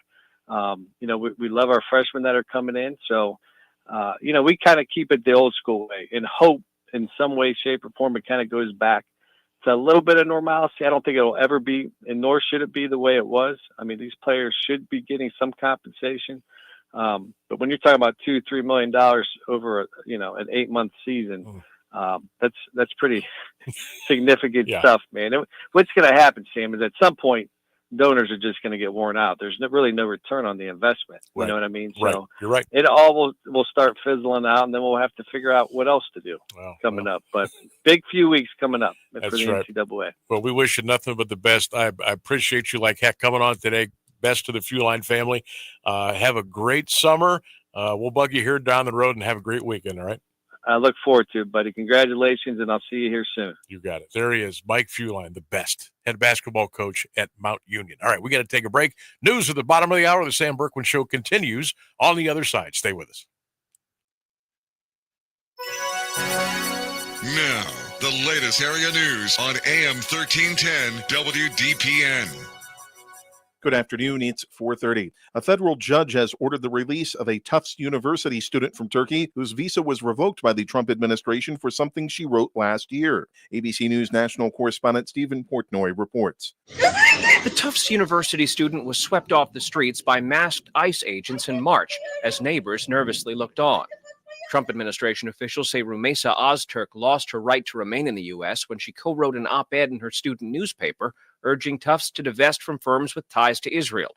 A federal judge in Vermont has now ruled she must be released on bond from detention in Louisiana while her immigration case proceeds, saying her jailing amounted to an egregious First Amendment violation. Stephen Portnoy, ABC News, Washington. As GOP lawmakers work on a budget bill, President Trump posted on social media that he'd be okay with raising taxes on the wealthy, but added that Republicans probably shouldn't. The post comes as House Republicans continue to try to negotiate what the president is calling a big, beautiful bill, attempting to get much of his agenda passed before Memorial Day. However, the tax portion of the reconciliation bill is still not finalized, as Republican lawmakers are working through some of their policy differences. A resentencing hearing for Erica and Lyle Menendez, who are serving life sentences for killing their parents, will happen next week. Also revealed in court today was a state assessment that the brothers are at moderate risk of committing a crime if released. Outside court after the hearing, Menendez attorney Mark Garagos said the defense team trusts the judge. We have the utmost faith in Judge Jessic to do the right thing, that next Wednesday or Tuesday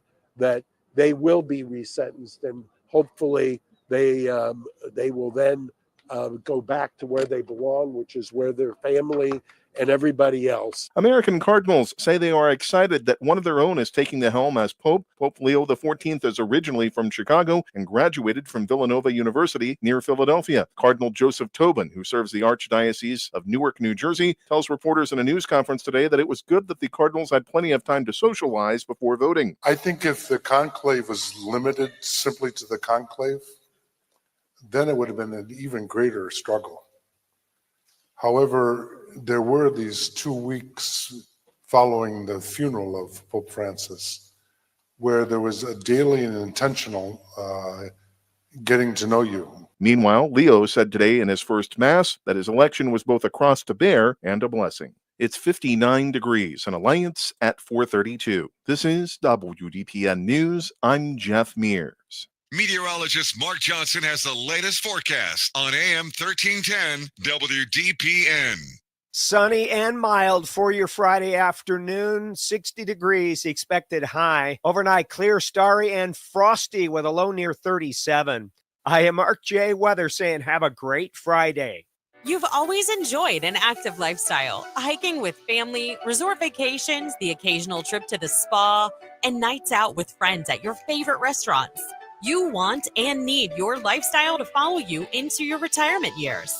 Now, imagine a place with peaceful surroundings, resort amenities, and easy access to city life.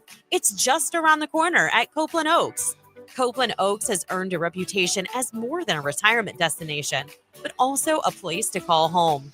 An independent consultant for senior living rated Copeland Oaks with a perfect score, and it's easy to see why.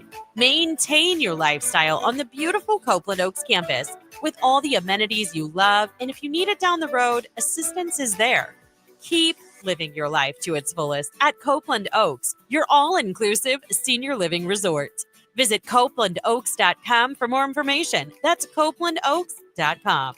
Do you have trouble getting in and out of the bathtub? Are you afraid you'll slip and fall entering or exiting a tub? Safe Step walk-in tubs can transform your bathtub from an area of concern to a calming refuge. Call them today at 1-800-498-2098 and save $1,600. Safe Step walk-in tubs and showers are proudly made in Tennessee and offer an ultra-low step-in, avoiding that difficult climb over a traditional bathtub wall. They also offer a variety of therapeutic benefits that may help soothe your aching muscles and joints, increasing your mobility, boosting your energy, and improving your sleep. Safe Step walk-in tubs are designed to easily fit your existing tub space and are often installed in as little as one day. Just dial 1-800-498-2098 today to save $1,600 and receive a free shower package. That's 1-800-498-2098 for a free no-obligation consultation and to save $1,600. Safe Step walk-in tubs. Safety never felt so good. You're listening to the Sam Bourquin Show on AM 1310 WDPN. And we're back with the program. We're going to be with you until 6 o'clock tonight. Again, thank you to Mike Fuline, head coach of the Mount Union Purple Raider basketball team, for spending some time with us here today, talking a little Cavs, talking a little Mount Hoops, and talking a little NIL, transfer portal. Boy, what a crazy couple of weeks coming up. We'll be dialed into that. You better believe it. Telephone line is open for you at 330-821-1310, 330-821-1310. You can text the show. We got a brand new text number, so you might want to jot this down, 330-924-7088. Our text line number is 330-924-7088. Steve Dorshuck going to be joining us here in just a few minutes. Long-time Browns beat reporter. Going to check in with us, and we'll pick Steve's brain on the draft, the new stadium or the old stadium situation. Shedeur Sanders, he really likes the young man from Kent McKinley and Bowling Green, Harold Fannin Jr. We'll talk to Steve coming up here in a couple of minutes about the Browns and what they're doing. Minicamp today, by the way, up in Berea. Let's see here. They had the rookies come in today, and then the guys they brought in on free agent, invitations. So they're up there today, running some routes, throwing the ball around, kicking it around a little bit. So we'll see. We'll talk to Steve here in a couple of minutes and see what's going on there. By the way, it is a 3-question. Oh, that's Thursday. I got my days mixed up. It is a fill in the blank Friday here on the Sam Bourquin Show up on Facebook today. You can, you can fill in the blank. How easy and how simple is that, right? And our question today is, you feel blank about the Cavs-Pacers Game 3 tonight. You feel blank about Game 3 between the Pacers and the Cavaliers. Got some great response today. Ryan says, I'm overconfident. My man, Mike Cindric, cutting hair over on 30th Street. He says, go Cavs. Go Cavs. That's right. Walter says, I'm very positive. Tiffany Streb. Tiff, hope you are well. She says, cooked per my children. Brian says, let's get it done. And let's see here. George says, sure of a win. Melvin says he is very optimistic. All right, check us out on Facebook. Fill in the blank Friday. You're feeling blank about the Cavs Pacers tonight, Game 3 in Indianapolis. We got about 4:30, 4:38, 4:39 on a feel-good Friday. Now we're going to shift gears away from the Cavs Pacers. Let's talk a little Cleveland Browns football, maybe a little draft, some stadium information, and what else? Let's check in with one of the greats. Beat writer, did a great job following the Cleveland Browns for decades with the Canton Repository, and still a big sports guy, big sports fan, still doing a lot of great local coverage. Steve Jorshuk joining us here on the Sam Bourquin Show, 1310 WDPN. Steve, good afternoon. How are you? Hey, Sam. I'm at the age where I'm starting to forget some stuff, but you don't forget Hall of Famers, and it's great to be talking to one. Oh, I appreciate that. Thank you so much. You're a Hall of Famer in my book, too. So, minicamp opens today, and I know you remember many trips driving up to Lou Groza Boulevard for minicamp and training camp and all the stuff that goes on. How have things changed over the years, I guess, as far as when you're covering a team, and no matter what the outlet is, over the years, over the decades, the NFL is a machine now, Steve, as you well know. They try to keep on top of your mind 365 days a year. How has it changed over the decades? Just from my perspective, Sam, when I started doing the team on a beat basis in 1999, that was after doing Browns games on a spot basis for years, going back to when Brian Sipe was the quarterback. But in 1999, Sam, I don't know how the radio business was then. I know different than it is now. But the newspaper business was way different. The Browns were coming back. Everyone was excited. I don't know if you made it, though. You probably did make it to Fawcett Stadium. Oh, yeah. For the practices they had before the Hall of Fame game. But that was just surreal, wasn't it? I mean, Fawcett Stadium was full for a practice, and everybody was just buzzed. And the newspaper, Sam, thought that the Browns were going to be a big seller, and maybe they were for a while. But I remember, Sam, that I would be up at 2 a.m. looking up stuff in books before really there was a lot of internet research available. But they would take as much copy as I could possibly provide. And I think I was getting paid by the ton back then. Nowadays, with Twitter and the internet expanding and research so easily accessible online, that's what's changed a lot for me, Sam.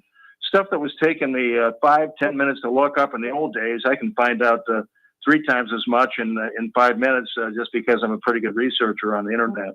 Yeah, so that aspect has changed a lot. And here's one thing that never changes, Sam. The Browns never stopped being the team with the most problems in the NFL. Right. You can count on it. It's like Groundhog Day every year. Steve, the draft a couple of weeks ago, and of course they made the big splash with Shador, and I like what they did with Judkins, the kid from Ohio State. I think I like the lineman they got from Michigan. But you and I really like Harold Fannin Jr., McKinley kid, Bowling Green kid. He's a football player, and he's a stat sheet stuffer. What else do you really like about Harold Fannin Jr.? Well, Sam, I'm still doing enough Browns in projects and in actual day-to-day reporting and perspective writing. I talked to Scott Loeffler, who was Harold Fannin's head coach at Bowling Green. This was right before Loeffler left for a job with Nick Sirianni's Philadelphia Eagles.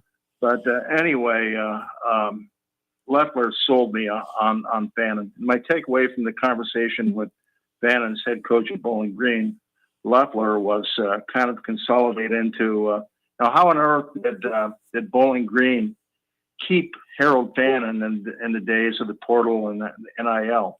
Loeffler explained it to me. He said, hey, Harold, we know you could go somewhere else right now. That is before the 2024 season if you wanted to. But nobody's going to use you as much and as specifically as we're going to use you here at Bowling Green. And Harold, if you stay at Bowling Green, I can promise you one or two things. Number one, you're going to be at Ohio State or Michigan next year, which is now making $1 million, or you're going to be a substantial or a relevant draft pick in the NFL. Of course, the latter happened, but what Leffler was basically saying here was, hey, Fannin, you're a really, really good player. I believe in you. I'm going to use you a lot. And he did, to the tune of 1,555 yards or thereabouts. Astonishing numbers for a tight end. But I do know that Leffler, the head coach, really loved the guy, and they kind of made me, double take and hang on him. And I really, more than anything else in this past draft, Sam, and I didn't think it would happen, but the thing that I wanted most in this draft was somehow, some way for the Browns to draft Harold Fannin. So it was one of the few pleasant surprises that the Browns have provided me in recent times. Steve Dorshuk, the repository, joining us here on the Sam Bourquin Show on this Friday, talking a little Browns. Mini camp open up today, rookie camp up in Berea. Shedeur Sanders, and gosh, Steve, 5th round, pick 144, threw me for a loop. I certainly didn't see that coming.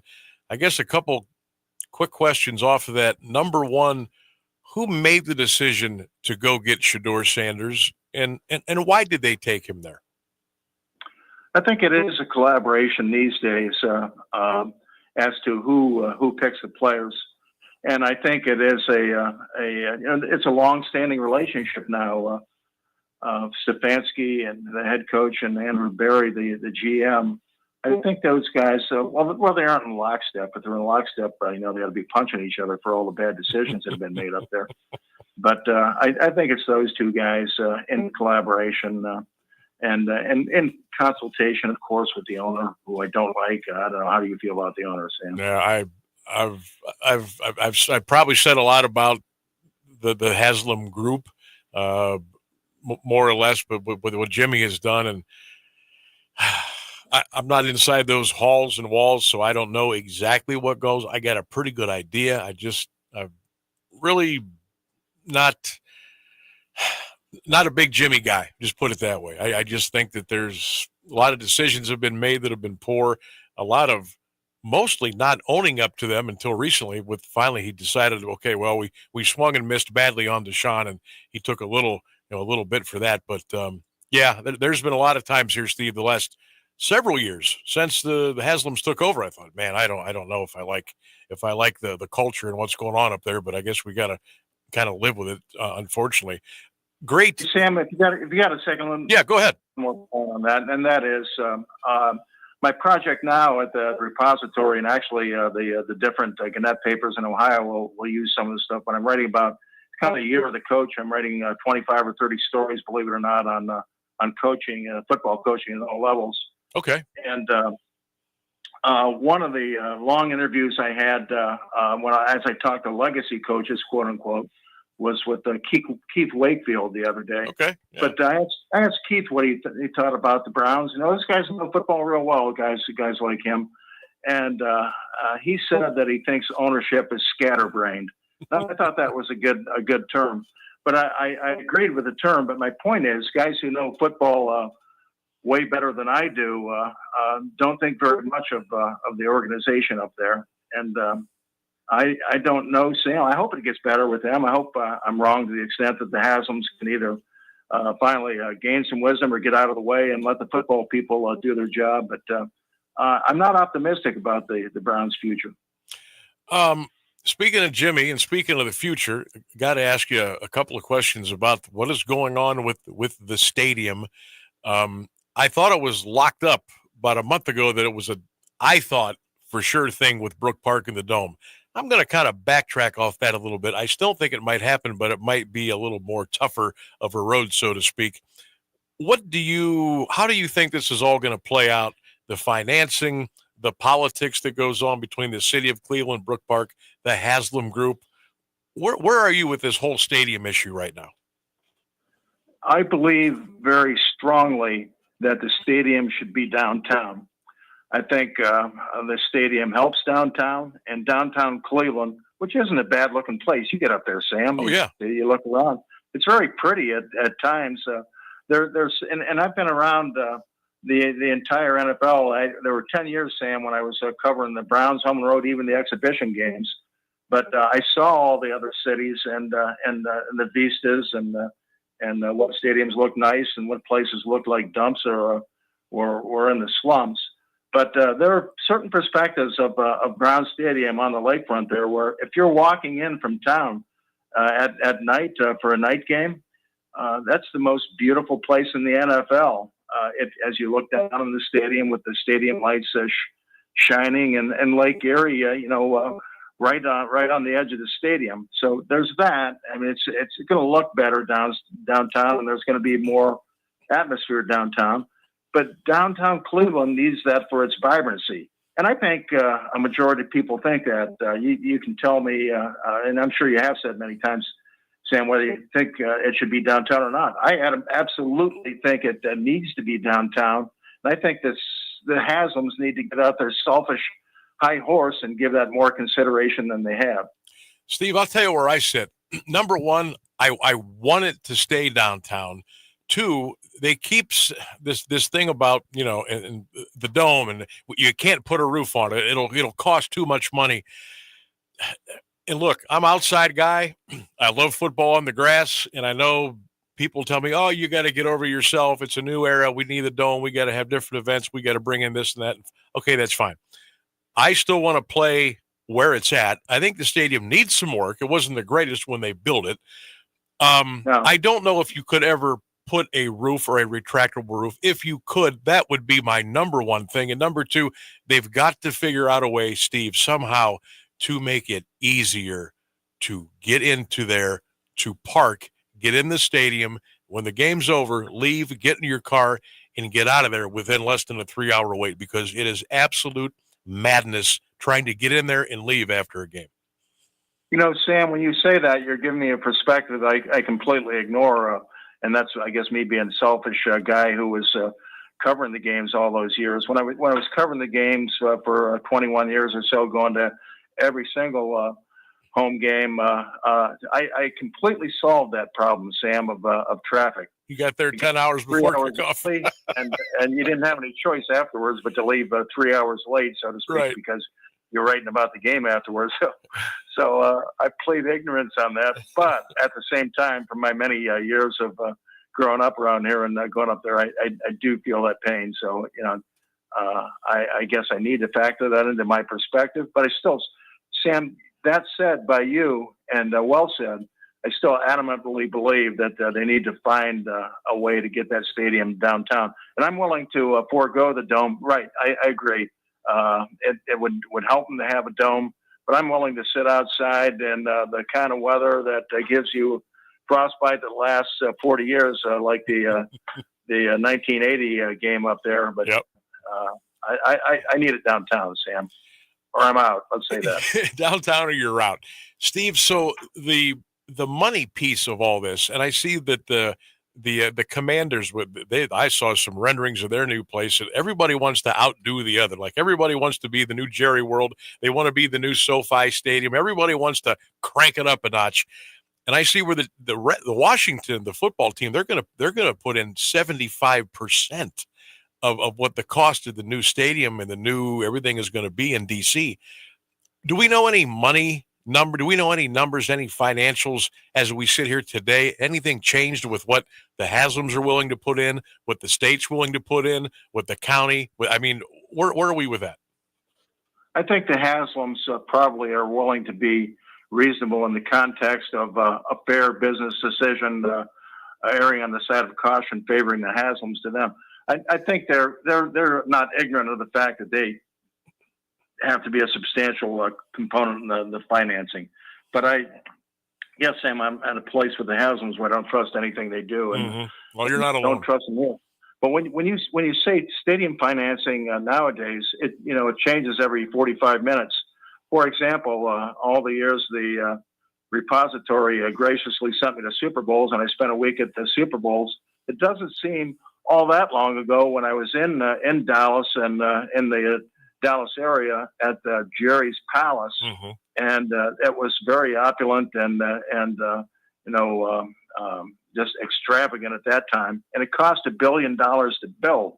Now, it seems as though the way stadium pricing is going nowadays, the $1 billion to get you an upper deck, and they have to build down from there. So it's really, really way more expensive than it was not that long ago. It's probably been 12, 14 years since Jerry's Palace was built. So that's a monster right there. How much stadiums cost right now, and I don't know how you resolve that. Yeah, it's nuts. You're talking some $4, $5, $6 billion now to put these places up, and it is mind-boggling. Steve Dorshuk, our guest from the repository, talking some Browns little draft, little stadium here on the Sam Bourquin Show on this Friday, 1310 WDPN. The quarterback room now, Steve, with Flacco and Gabriel and Shedeur and Pickett. I threw this question out to my audience a week or so ago. Out of those four, who's going to be the odd guy out maybe come September? What do you think? Well, here's kind of I respect your specific question, Sam, and if it was me, I'd say Flacco's going to be the guy if they want to win, because he's rested at 40 because he didn't play all those years, and we saw what he looked like at times. In fact, a lot of times when he was the only sharp playing quarterback we've seen since Baker Mayfield on his better days when he was up there. But my metaphor kind of for the whole Browns quarterback situation right now is Kenny Pickett. My son Walt, Sam, and I were at the coveted Kent State at Pitt game last opening day. Okay. Oh, God bless you. It was Kent's last and greatest stand of the 2024 campaign. Right. But my favorite part of the day was during one of the timeouts. They were playing highlights of past Pitt Panthers who played for Pitt and went on to the NFL. They showed Marino, and he got a few cheers, and Dorsett, and he got a few cheers, and some of the lesser lights who have been in the NFL from Pitt got smatterings of applause. After about 4 or 5 guys, they put Kenny Pickett up there, and people spontaneously booed. So, I'm thinking, well, I didn't think Kenny Pickett was going to be a good NFL quarterback, and poor Kenny got stuck playing in Pittsburgh. So, but that's my metaphor. These guys that the Browns wind up with, unfortunately, tend not to work out. So I don't know. I like the 5'11" Oregon quarterback better than I like Shedeur's chances. I guess, and I think there's a reason they picked the Oregon quarterback, and I almost like that pick where it was, because Sam, you never find. I did tons of research, way too much research on quarterbacks drafted after the first round over the years, and you can say, yeah, there's Drew Brees and there's Tom Brady and there's whatnot, and even Purdy for the 49ers now is Mr. Irrelevant. You get a few guys come through like that. But the vast majority, Sam, for every 3 of them, there's 300 who didn't make it. So I'm always skeptical of putting too many eggs in the basket of post-first round picks. So I just don't think that their quarterbacks are there right now. I'd bet, Sam. I know you're not a betting man, Sam. So of course not. But I'll bet you. Okay, I'll bet 5 kumquats that. The rookies aren't going to be there, and Pickett's not going to be there in the 2027 campaign, or at least they won't be there as probable future starters. I would not doubt that one bit. Steve, I so appreciate you coming on today. Love talking Browns with you. I'll warn you ahead of time. I'll probably be calling on you again here down the road that we can get together. But have a great weekend. Keep doing your thing at the repository, and all the best to you. Enjoy talking to you, Sam. Best to you. See you next time. Thank you. Steve Dorshuk from the repository, former beat writer for the Cleveland Browns, still real connected up there, doing a lot of great things on the local front. You should check him out and his incredible work. Got a great story coming out. He was talking about writing about coaches in the area, high school, college, pro. That's going to be a really nice piece when that gets finished up. All right, boy, a lot to digest there. That was good stuff. Did you get the tone? Steve's not a big Jimmy Haslam fan. Did you pick up on that a little bit? If you didn't, you should have. I'm kind of right there with him. Reaction to that? What do you say? 330-821-1310, 821-1310. You can also text your thoughts in. Questions, comments, insults, whatever you got. 330-924-7088. Again, thanks to Steve Dorshuk for joining us here on the program today. We've got one more big hour to go. Jeff Mears is coming up at the top of the hour. We got your news. We got your weather. Tell you what's going on in your world, and we'll come back and we'll take you right up until 6 o'clock tonight. Again, Cavs, Pacers tonight, Phillies and Guardians tonight. Mount Union baseball team comes up short today. We'll get back into that, and we'll take your calls, and we'll continue to fill in the blank Friday here on the Sam Bourquin Show. Stay with us. 1310 WDPN. An Alliance tradition for over half a century. You can always count on WDPN Alliance. ABC News, I'm Michelle Franzen. As GOP lawmakers work on a budget bill, President Trump now requesting a new tax bracket for the highest income earners. ABC's Selena Wang has details. The president in this Truth Social post said he would be, quote, fine with Republican lawmakers raising taxes on the wealthy, but he acknowledged the political challenges of doing so.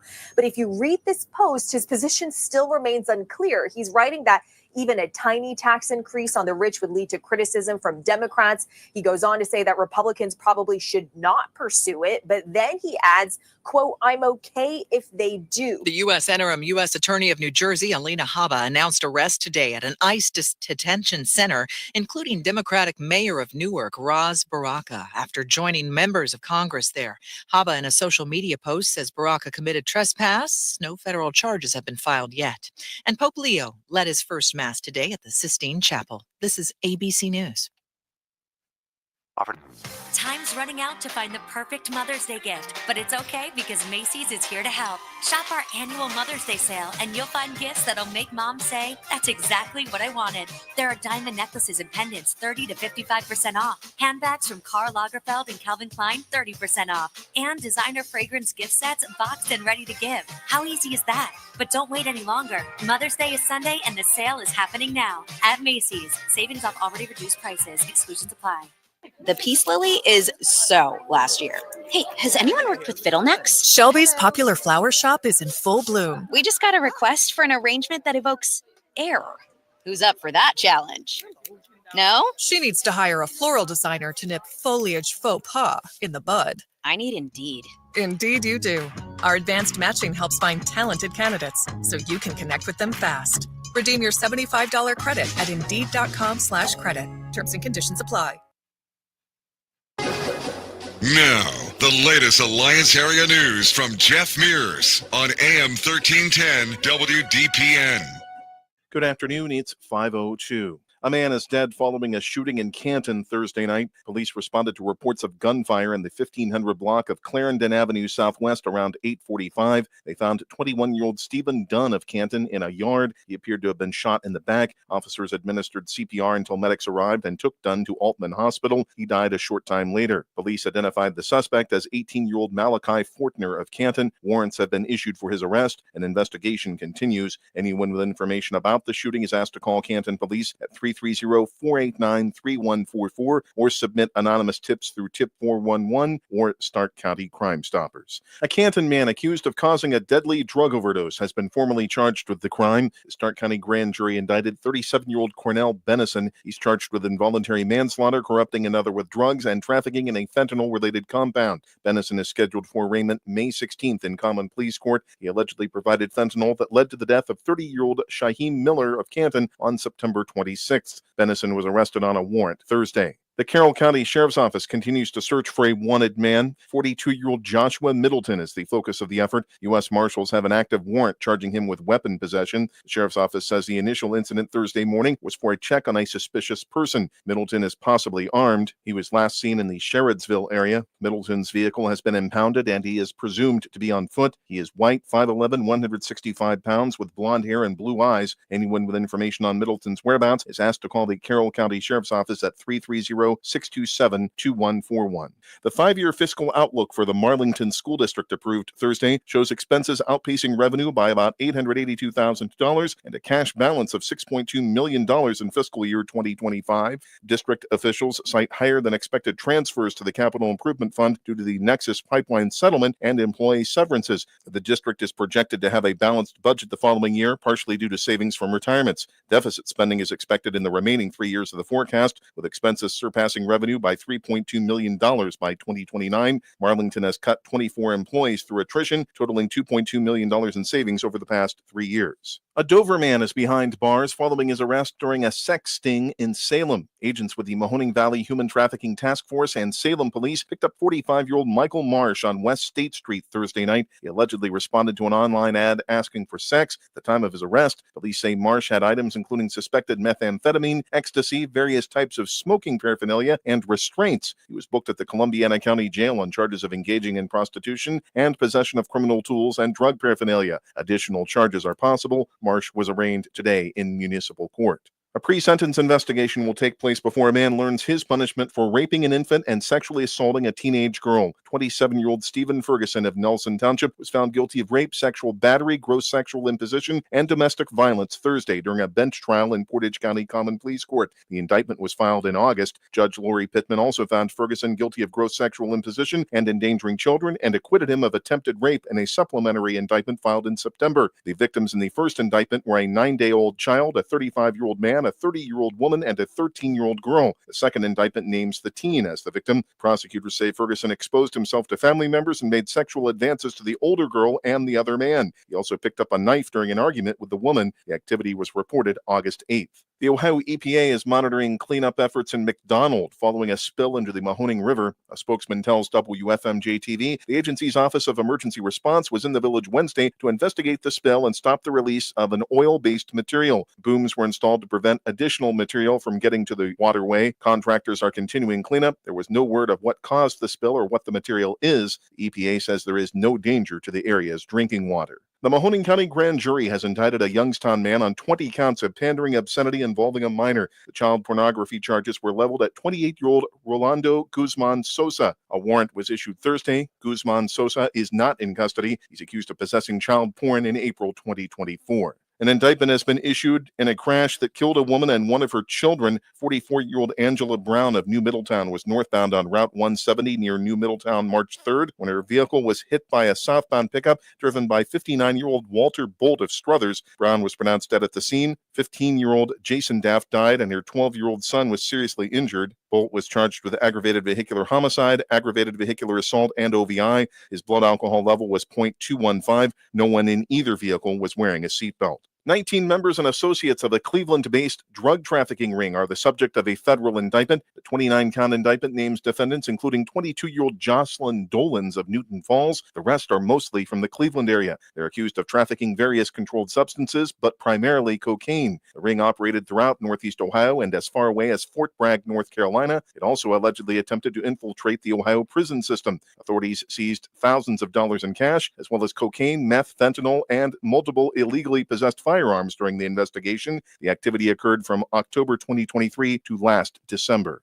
A plant in Warren will close, costing 63 jobs. Aptiv informed the IUE CWA Local 717 the closure is effective July 14th. The move affects 46 production workers and 17 skilled trades employees. The union represents workers at 4 Aptiv plants in Warren. The former Delphi Automotive became Aptiv in 2018. The company says it will outsource copper cable production to other plants. It began moving the work to Mexico in August 2022. Union officials hope to meet with management to mitigate the impact on affected workers. The Summit County Sheriff's Office is investigating a threat involving Green High School. Parents were notified late Thursday of a message found in one of the school's bathrooms earlier in the day. Deputies searched the building. Inspector Bill Holland declined to discuss specifics of the threat. Additional security was in place today and will remain in effect until further notice. An Ohio deputy sheriff killed by a driver accused of intentionally running him over is being remembered as a dedicated officer who regularly volunteered for the most dangerous assignments. Today's funeral for Hamilton County Special Deputy Larry Ray Henderson Jr. drew a sea of police officers, the governor, and others to the Cintas Center in Cincinnati. Speakers described him as a selfless colleague and dedicated public servant. Authorities have accused 38-year-old Rodney Hinton Jr. of driving into the deputy on purpose. He's charged with aggravated murder. Hinton's attorney entered a not guilty plea on his behalf Tuesday.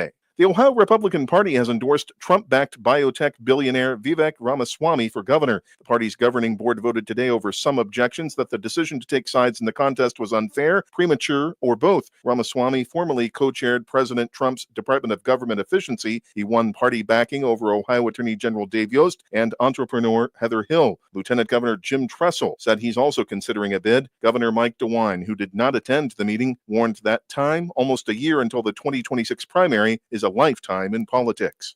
Taking a look at Wall Street, the Dow Jones Industrial Average closed today at 41,249, down 119 points. The Nasdaq Composite ended a fraction of a point higher at 17,928, and the S&P 500 closed at 5,659, down 4 points. It's 59 degrees in Alliance at 5:09. This is the local edition of WDPN News. I'm Jeff Mears. Now, the Alliance Area Weather Forecast from Mark Johnson on AM 1310 WDPN. Sunny skies and a little cooler than average highs today. 60 degrees on the way. Overnight clear and starry. Might see a little frost in spots. Our low 37. I am Mark J. Weather saying grab a sweater. I'm a wife and the mother of 2 kids, and I've got a good job. Bye, Mom. See you, Mom. A pretty important job. Because of my family and my job, I really care about this neighborhood. It's a good neighborhood. Yes, there's some crime. And when I drive to work, like now, I realize that some people here don't trust the police. So the police should be reaching out to this community, and this community should reach out to the police. That's the way to make this a safer place. And when I get to work in the precinct house and put on my uniform, I can tell you, as a police officer, that this department is reaching out to the community, and the community is doing its part. We're building partnerships. This should be happening everywhere. This is how we can all be safer. Get involved. Start the conversation. Start the conversation and help stop crime. To learn the 5 things you can do, go to ncpc.org/preventviolentcrime. A message from the National Crime Prevention Council and the Bureau of Justice Assistance. Do you have trouble getting in and out of the bathtub? Are you afraid you'll slip and fall entering or exiting a tub? Safe Step walk-in tubs can transform your bathtub from an area of concern to a calming refuge. Call them today at 1-800-498-2098 and save $1,600. Safe Step walk-in tubs and showers are proudly made in Tennessee and offer an ultra-low step-in, avoiding that difficult climb over a traditional bathtub wall. They also offer a variety of therapeutic benefits that may help soothe your aching muscles and joints, increasing your mobility, boosting your energy, and improving your sleep. Safe Step walk-in tubs are designed to easily fit your existing tub space and are often installed in as little as 1 day. Just dial 1-800-498-2098 today to save $1,600 and receive a free shower package. That's 1-800-498-2098 for a free no-obligation consultation and to save $1,600. Safe Step walk-in tubs. Safety never felt so good. In classrooms across the country, chronic absenteeism is on the rise. Sophia A., grade 4, absent. Julio M., grade 6, absent. Aisha S., grade 12, absent. These absences are often due to the absence of crucial needs, like transportation, healthcare, a working computer, mental health support. The list goes on. Olivia H., absent. Preston L., absent. Chloe B., absent. The reasons why they're absent are very real, and yet the solution is someone present to help them along their path. When site coordinators from communities and schools are on hand, they connect kids to the resources they need. And when they do, 99% of students are present and remain in school throughout the year. Jacob O., grade 10, present. Communities and Schools works directly with students, helping them overcome obstacles to succeed in school and in life. Learn more at communitiesinschools.org. Being present matters. This is the Sam Bourquin Show on AM 1310 WDPN.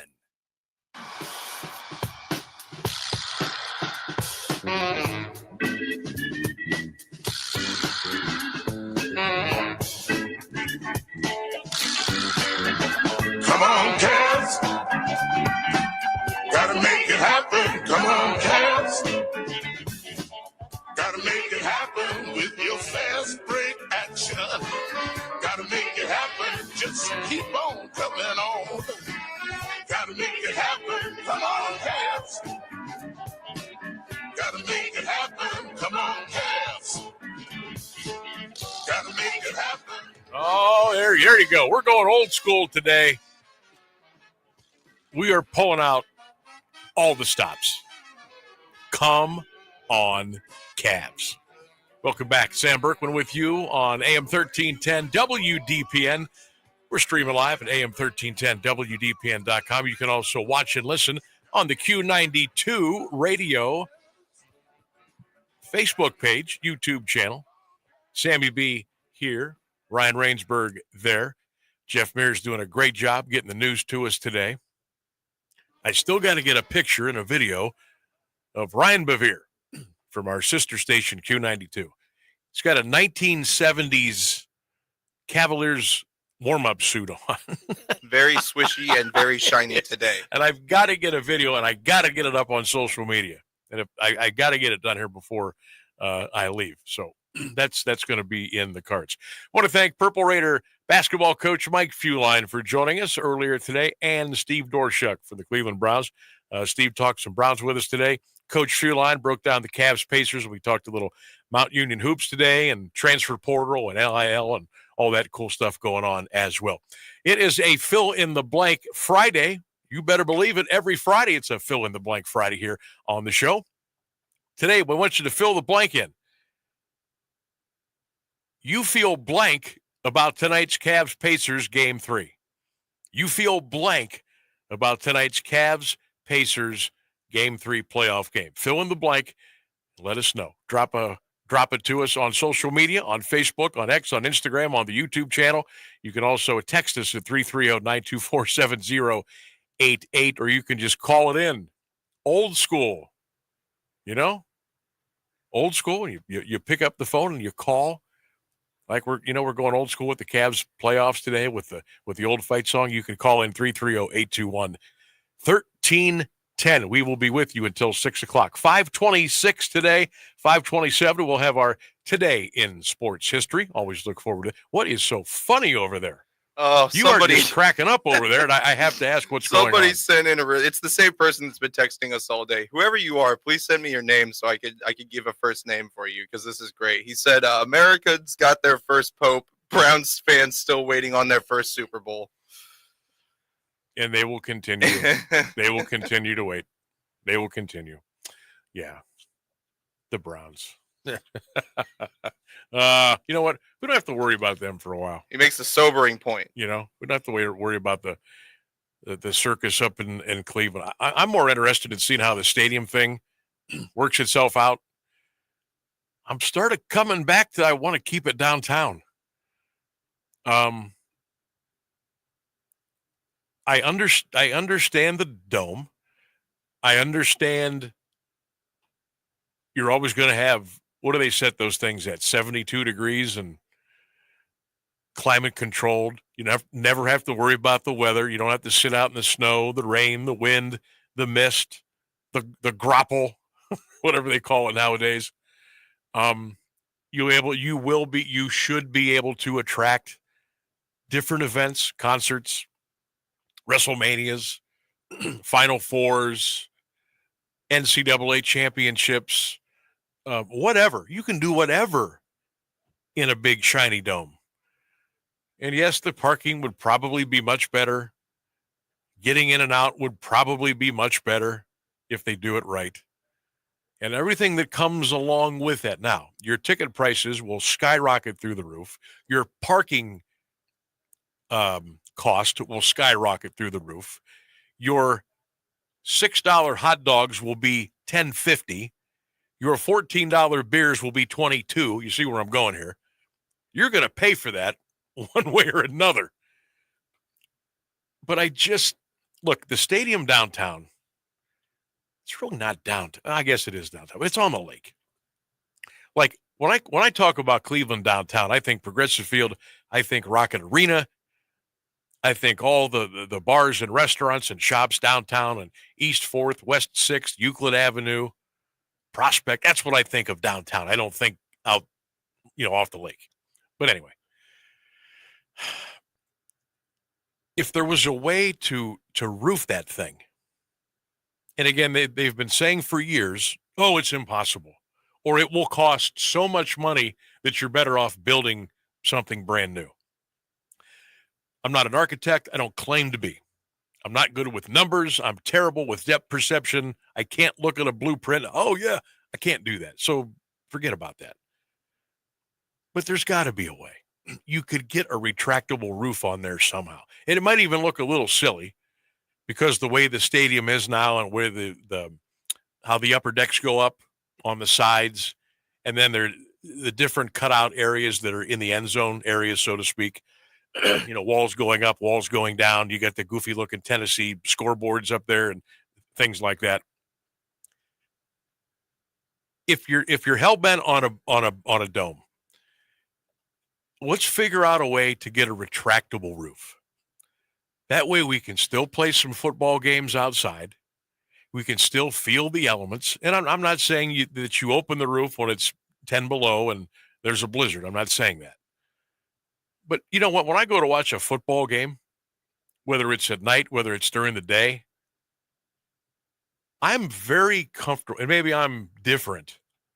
I'm very comfortable sitting outside watching a football game in the 30s, in the 40s, as far as the temperature is concerned. Very comfortable. Now, when the wind starts whipping up, then okay. And then you get the cold rain. Okay. Then we'll have to talk a little bit. But if you could figure out a way to get a retractable roof there and build the area up, make it nice, make it first class, and fix the parking. Folks, I know that you have gone to many games in your lifetime. And a lot of us from Stark County, a lot of us from Summit, from Tuscarawas, from Wayne, from Holmes, from Mahoning, we've all driven up to a Browns game. It doesn't need to be as much of a pain in the that it is. It doesn't need to be that way. It's awful. It's awful. It's so bad. There have been, I don't know, I would say a couple of occasions for me over the last 5 or 6 years. I said, nah, I'll pass. Because I don't want to bother with it. I don't want to bother with all the one-way streets and the blocked off streets and the blocked off parking lots, and you need a pass for this and you can't go here, you can't go there. I don't need that. I don't need that to go watch an NFL football game on a Sunday afternoon. They've got to figure out a way to make it smooth for the paying customers to get in and to get out. It is it's embarrassing how difficult they make it for you fans to get to a game. Get your car parked, get out, do your tailgate, don't do your tailgate, walk up, get in line, get wanded, get your phone out because you can't use a ticket, you got to use a code, get scanned, and then get in your seat. It doesn't have to be that way. They make it that way. If you can figure out a way to fix the parking and the flow of traffic going in and getting out, then I'm all for refurbishing, renovating, and retractable roofing Cleveland Browns Stadium. I'm all for it. I don't know if I want the dome. I really don't. I think it would cost us, you and me, so much money to attend a game, to buy a ticket, to park the car. Yeah, it'll be shiny and nice and bells and whistles and ooh and ah. Man, you have no idea how much that's going to cost. And oh, by the way, the product stinks. So what are you going to do?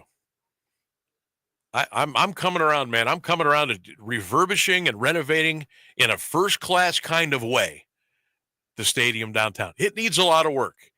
It was kind of crap when they put it up. bare bones, just, there's a lot of concrete that's falling apart up there. It needs some work, but it's like, 26, 27 years old? Maybe not even that. The team came back in 99, so do the math. 26 years old. But if you fix it up real nice and figure out the traffic and figure out the flow of traffic, I think now you got something. Now you got something. But we'll see how that goes. 330-821-1310, 330-821-1310. You can text it 330-924-7088. Game 3 tonight. Indianapolis, Indiana. The Cleveland Cavaliers and the Indiana Pacers. Cavaliers are a 5.5-point favorite. Oh, yes. Vegas says, Vegas knows the Cavaliers are going to take it tonight. And it looks like we're going to have some semblance of the 3 injured guys back tonight. They were all at shoot-around. They all participated earlier today. So whatever the combination is of Hunter and Mobley and Darius, whatever it is, if it's one of them, 2 of them, 3 of them, they're going to go out there and they're going to play, and we're going to see what we're made of. 7:30 tip or so, it's on ESPN. Game 4, Sunday night, 8 p.m. And if you can get these 2 here, you come home tied at 2, and then it's a best of 3. And 2 of those 3 are going to be at the crib. They're going to be at Rockin' Arena. And I'm telling you what, if you thought it was loud and noisy and boisterous and off the chain, as they say, games 1 and 2, wait till there's a game 5 or a game 7. Remember the great Joe Tate used to say, it was so loud in there, it made his ears bleed. That's what he used to say. It will be deafening if we get to a game 5 and a game 7. But first of all, you got to take care of game number 3. Got to take care of game number 3. Again, the Cavaliers a 5.5-point favorite. Total right now at 230.5 between the Cavs and Pacers. Our fill in the blank Friday on Facebook and our social media platforms has to do with the big game tonight, game 3 in Indianapolis. You feel blank about the Cavs-Pacers game tonight. You feel blank about the Cavs-Pacers game tonight. Leave us a comment on our social media platforms. I'm excited. I'm intrigued. I'm very hopeful that the guys in wine and gold get it done tonight. I hope you feel the same way. I feel so much better tonight than I did a couple of days ago. I was ready to pack it in. I was ready to pack it in. Now I'm ready to go. I will be in front of that TV tonight, and I'm not going to miss a play. I'm going to leave here tonight. I'm going to try to get out of here at a decent hour. I'm going to fly home. I'm going to try to mow the grass up on level 7. So it's not going to take a whole bunch off, but I'm going to try to mow the grass, get it done, get cleaned up, and get inside and get in front of the TV. Hopefully by 8 o'clock. I'll probably miss the first 8 or 10 minutes of the game. That's the plan. That's the plan. All right, tough news in Alliance today over at Mount Union. The Purple Raider baseball team fell 8-6. They are out of the OAC baseball tournament, but they can still get in the Division III tournament as an at-large team, but now they're going to have to hold their breath and cross their fingers. All right, we are coming up on 5:27. It's that time of the day to do a little On This Day in Sports History here on the Sam Bourquin Show on 1310 WDPN. On this day in sports history, 1945, in the U.S., the wartime government ban on horse racing was lifted. That was very important back then, wasn't it? 1984, the Chicago White Sox beat the Milwaukee Brewers 7-6 in 25 innings. The game took 8 hours and 6 minutes. You'll never see that again. 1989, Rick Cerone of the New York Mets committed his first error as a catcher in 159 games. On this day in 1993, the Phoenix Suns beat the Lakers 112-104 in overtime.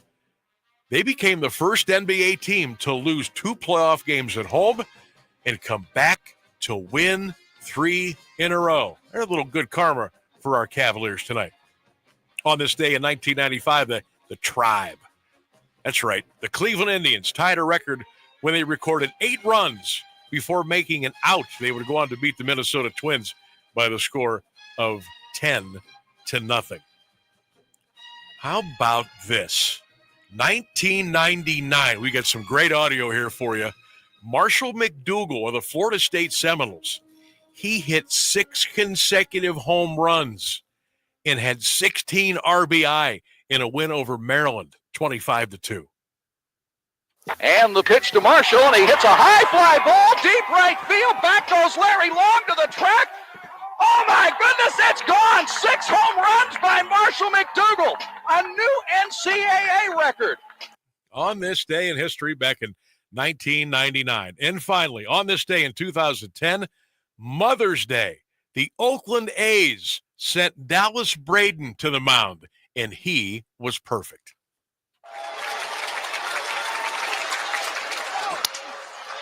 Pennington, he's got it. Throw to first. He did it. He did it. Dallas Braden has thrown a perfect game. There it is. Dallas Braden, a perfect game.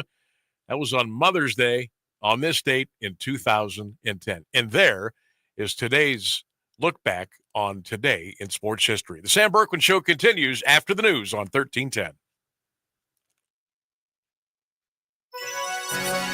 The latest news and the current Alliance area weather forecast are up next on AM 1310 WDPN. Good afternoon. It's 5:30. Air traffic control radar screens briefly went black at Newark Airport again early this morning. At a briefing today, White House Press Secretary Caroline Leavitt said federal officials are on it. DOT and the FAA are working to address this technical issue tonight to prevent further outages, as well as install new fiber from Newark Airport to Philadelphia. And the goal is to have the totality of this work done by the end of the summer. This is the second outage at Newark and the third time in the Northeast in the last 2 weeks. The first radar outage on April 28th led to hundreds of flights being canceled or delayed at the Newark Airport in the past 2 weeks after the FAA slowed down traffic at the facility to ensure safety. Congressman Josh Gottheimer blamed the problems on the lack of proper air traffic controller staffing and modern technology. U.S. Mideast envoy Steve Witkoff said ahead of a new round of nuclear talks with Iran this weekend that the Trump administration would not allow the country to maintain a domestic uranium enrichment program. That's the main criticism of the 2015 nuclear deal Trump left in his first term. In an interview published today in the conservative outlet Breitbart News, Witkoff said, quote, an enrichment program can never exist in the state of Iran ever again. That's our red line, end quote. In the talks, Witkoff said Iran had reiterated that it didn't want to acquire a nuclear weapon, something Iranian officials have said for years. Details have begun to emerge of how votes swiftly coalesced to make Pope Leo XIV history's first American pope.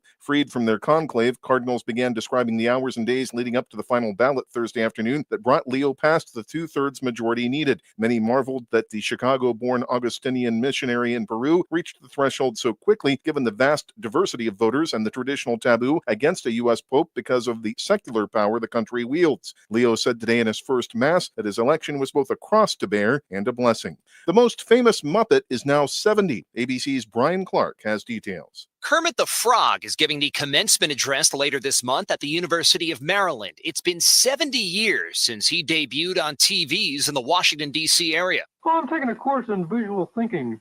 It teaches you how to visualize your thoughts. Watch. That was Kermit in a later episode of Sam and Friends, a live-action puppet show created by then 18-year-old Jim Henson. It premiered May 9th, 1955. Brian Clark, ABC News. It's 59 degrees in Alliance at 5:32. This is WDPN News. I'm Jeff Mears. Here's Mark Johnson's forecast on AM 1310 WDPN. For the afternoon, might need a little sweater. It's going to be cooler, 60 degrees for the high. Bright sun, though, all day long. Overnight, clear and starry and cold, 37. Can't rule out a little bit of frost. I am Mark J. Weather. Have a great Friday. Do you have trouble getting in and out of the bathtub? Are you afraid you'll slip and fall entering or exiting a tub? Safe Step walk-in tubs can transform your bathtub from an area of concern to a calming refuge. Call them today at 1-800-498-2098 and save $1,600. Safe Step walk-in tubs and showers are proudly made in Tennessee and offer an ultra-low step-in, avoiding that difficult climb over a traditional bathtub wall. They also offer a variety of therapeutic benefits that may help soothe your aching muscles and joints, increasing your mobility, boosting your energy, and improving your sleep. Safe Step walk-in tubs are designed to easily fit your existing tub space and are often installed in as little as one day. Just dial 1-800-498-2098 today to save $1,600 and receive a free shower package. That's 1-800-498-2098 for a free no-obligation consultation and to save $1,600. Safe Step walk-in tubs. Safety never felt so good. Possibilities are all around us. Everywhere we look, we see opportunity in unexpected places. And when we share our knowledge, vision, and connections, we turn great ideas into action in communities all around the world that we call home. Like transforming an old bus to feed hungry children, or providing life-saving equipment to those who need it most. From fighting disease to rebuilding schools, together we can make real change happen. We're Rotary. We are people of action. Get involved today at rotary.org/action. In classrooms across the country, chronic absenteeism is on the rise. Sophia A., grade 4, absent. Julio M., grade 6, absent. Aisha S., grade 12, absent. These absences are often due to the absence of crucial needs, like transportation, healthcare, a working computer, mental health support. The list goes on. Olivia H., absent. Preston L., absent. Chloe B., absent. The reasons why they're absent are very real, and yet the solution is someone present to help them along their path. When site coordinators from communities and schools are on hand, they connect kids to the resources they need. And when they do, 99% of students are present and remain in school throughout the year. Jacob O., grade 10. Present. Communities and Schools works directly with students, helping them overcome obstacles to succeed in school and in life. Learn more at communitiesinschools.org. Being present matters. This is the Sam Bourquin Show on AM 1310 WDPN. And we're back. We are in the home stretch, sort of. We got about 25 minutes left in the program today. Love to hear from you, sports fans, Cavs fans, WDPN fans, 330-821-1310, 330-821-1310. Text your thoughts, your prognostications, your predictions, 330-924-7088. Cavs Pacers game 3 tonight at Indiana. 7:30. Cavs need it. Cavs need a win tonight to get back to 2-1. Guardians and the Phillies tonight and tomorrow and Sunday at Progressive Field. Crowds should be outstanding. I think Saturday's game is close to being sold out already. I think there'll be a nice crowd tonight. Of course, some people probably stay home and watch the Cavs. Sunday, I forgot. Sunday night, the Guardians and the Phillies play at 7. I forgot it was a Sunday night game. So I originally thought, hey, great weather, Phil's in town, Bryce Harper, Vinny Castellanos, Trey Turner, guards are playing good ball. I said, hey, man, there'll be over 100,000 people there this weekend. I'm going to dial that back a little bit because the Sunday game I don't think will draw as much as it would have maybe if it was in the afternoon. So I'm going to knock that back, but I'll say between 85 and 90,000 will be at Progressive Field this weekend. Tough news for the Mount Union baseball team. They fall to Ohio Northern today, 8-6 at Rayfield Rogers Field. So the Raiders are out. Now they have to hope and pray and cross their fingers that they get an at-large bid for the NCAA Division III baseball tournament. We'll find out about that most likely on Sunday or Monday. We have our poll question of the day on X at AM1310 WDPN at Sam Bourquin 16. It's 2025. Your Friday nights now are what? A, wild. B, boring. C, intriguing. D, quiet. You can take that poll question on X. It's also a fill-in-the-blank Friday. You are blank about tonight's Cavs-Pacers Game 3. You are blank about tonight's Cavs-Pacers Game 3. Hit us up on all the social media platforms, Facebook, X, Instagram. You can also drop some comments on the Q92 Radio Facebook, YouTube channel, and we can interact from there. I want to thank my guest today, Mike Feuerlein, head coach of Mount Union Basketball, and Steve Dorshuk talked some Browns with us today from the Canton Repository. All right. We were able to pull him away, drag him in. Jeff Mears from the 1310 WDPN newsroom, kind enough to join us inside our studios here on Smith Avenue. Jeffrey, are you having a good Friday? Good evening, Daddy-O. Good evening, Daddy-O, he says. All right. Sounds like I know where your Friday night's heading. You're going to the disco.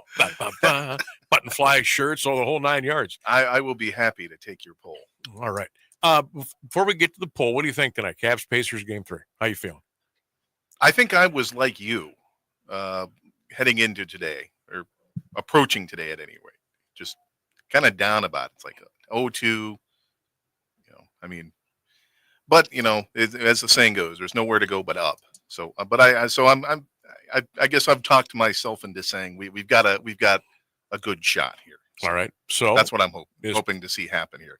But it is Cleveland sports, and you and I both know. Oh, I see. Okay, so it's for our fill in the blank Friday, Mr. Mears, you feel blank about tonight's Game 3.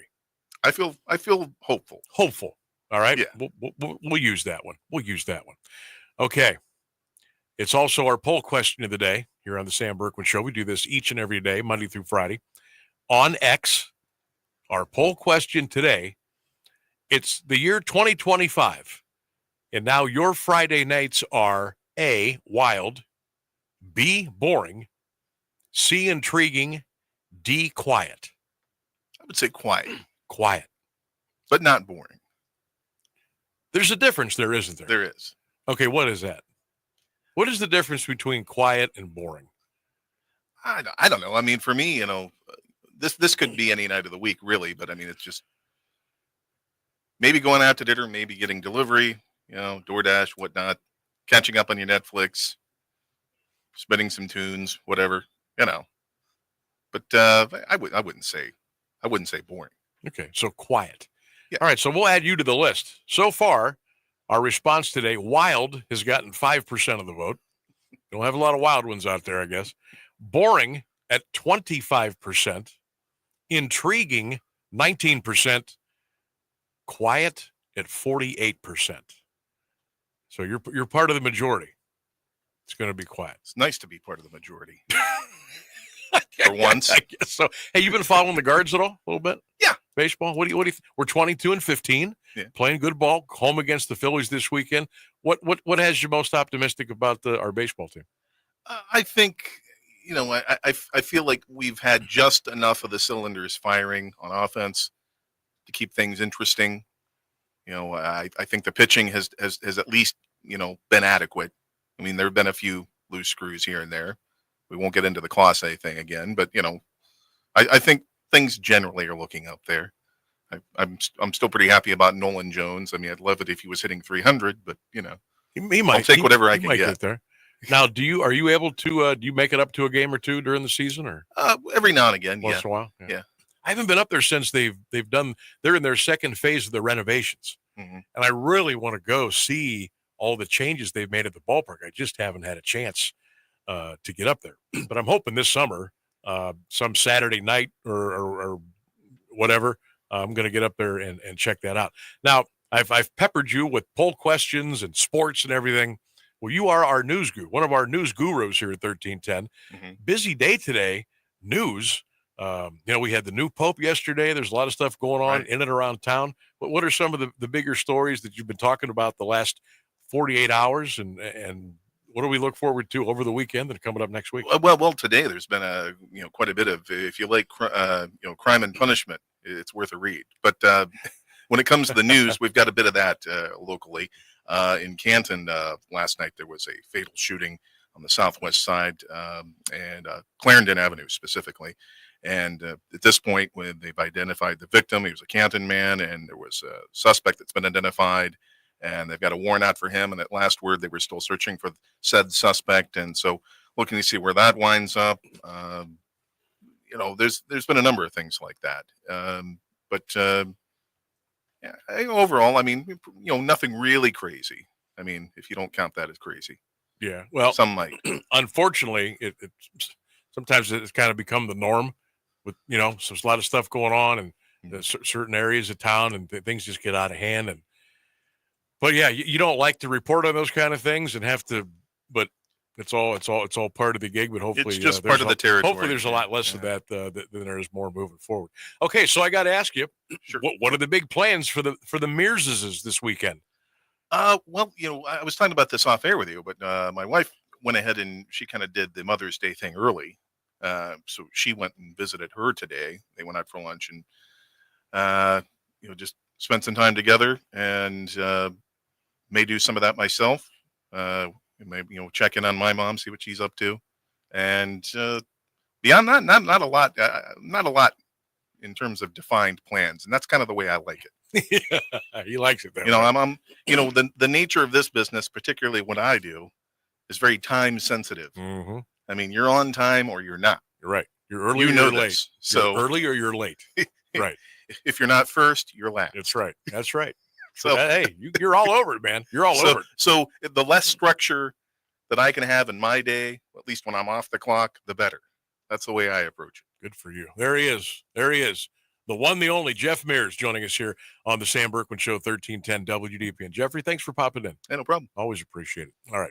We're going to take your phone calls at 330-821-1310. You can text the show at 330-924-7088. What do you think about the Cavs tonight? You're gonna check out the Guardians Phillies this weekend. Weather's going to be beautiful. Early happy Mother's Day to all of the moms out there that are listening, and we appreciate what you do every single day. We just do. We couldn't do what we do without you. So an early happy Mother's Day to all the moms out there today. Okay, it is coming up on 46 minutes past the hour. We'll step out for a few. We'll come back and we'll take you all the way home here on the Sam Bourquin Show on a fill-in-the-blank Friday, a feel-good Friday, if you will, 1310 WDPN, and streaming live at AM1310WDPN.com.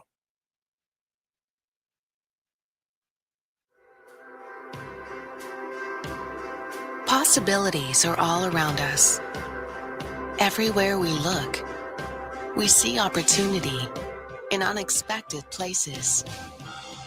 And when we share our knowledge, vision, and connections, we turn great ideas into action in communities all around the world that we call home.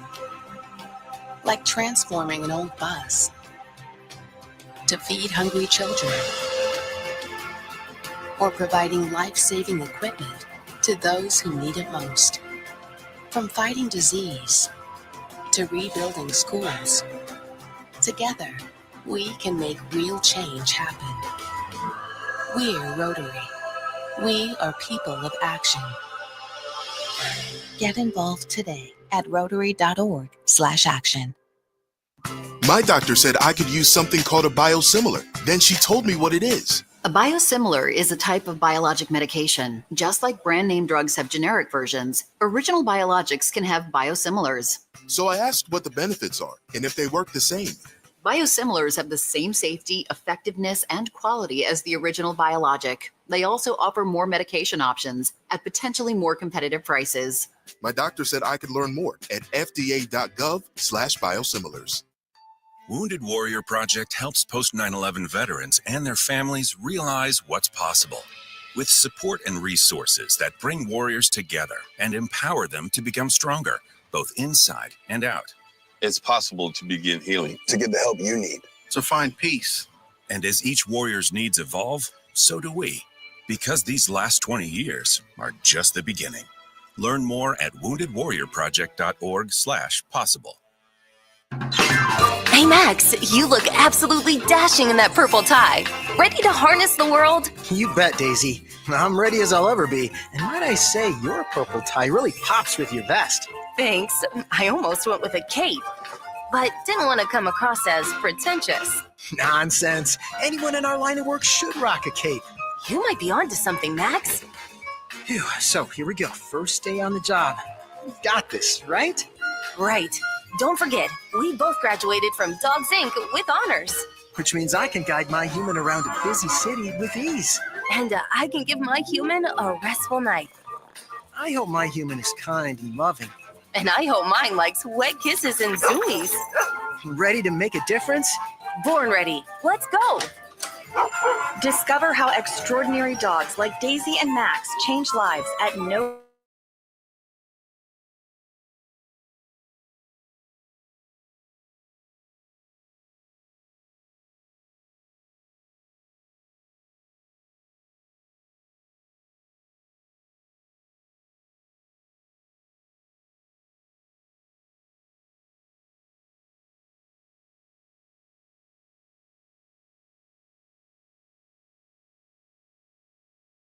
cost to the recipients. Visit Dogs Sam Bourquin Show.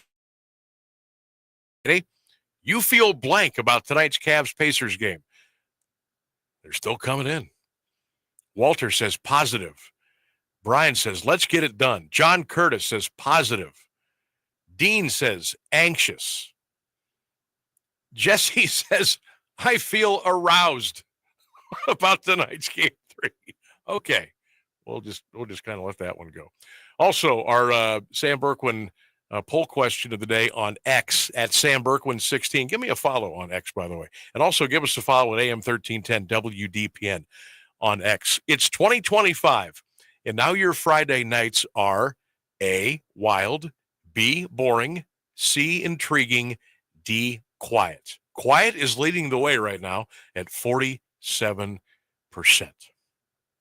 All right. We get some little tidbits of stuff that I was browsing earlier today, and say, hey, we'll spend a couple of minutes here and just take a couple of minutes to talk about some of this stuff. The NBA draft lottery is coming up on Monday. 14 teams that don't make the playoffs. Now you know in the NBA how that works. They've got a chance to land the number 1 pick. Right now, Utah, Washington, and Charlotte have the highest odds at 14%. Charlotte. New Orleans is at 12.5%. Philly at 10.5%. You go all the way down to the 14th team. Atlanta is 0.7%. And of course, they're going to be whoever wins the draft is going to be taking the young man Cooper Flagg out of the University of Duke. Cavaliers, by the way, we don't even need to go into this. No reason to, but just for facts. The Cavs will be drafting 28th this year in the first round of the NBA draft, but I really don't care about that right now. May 14th is a big day. You say, why? Why is that? May 14th is the NFL schedule release day.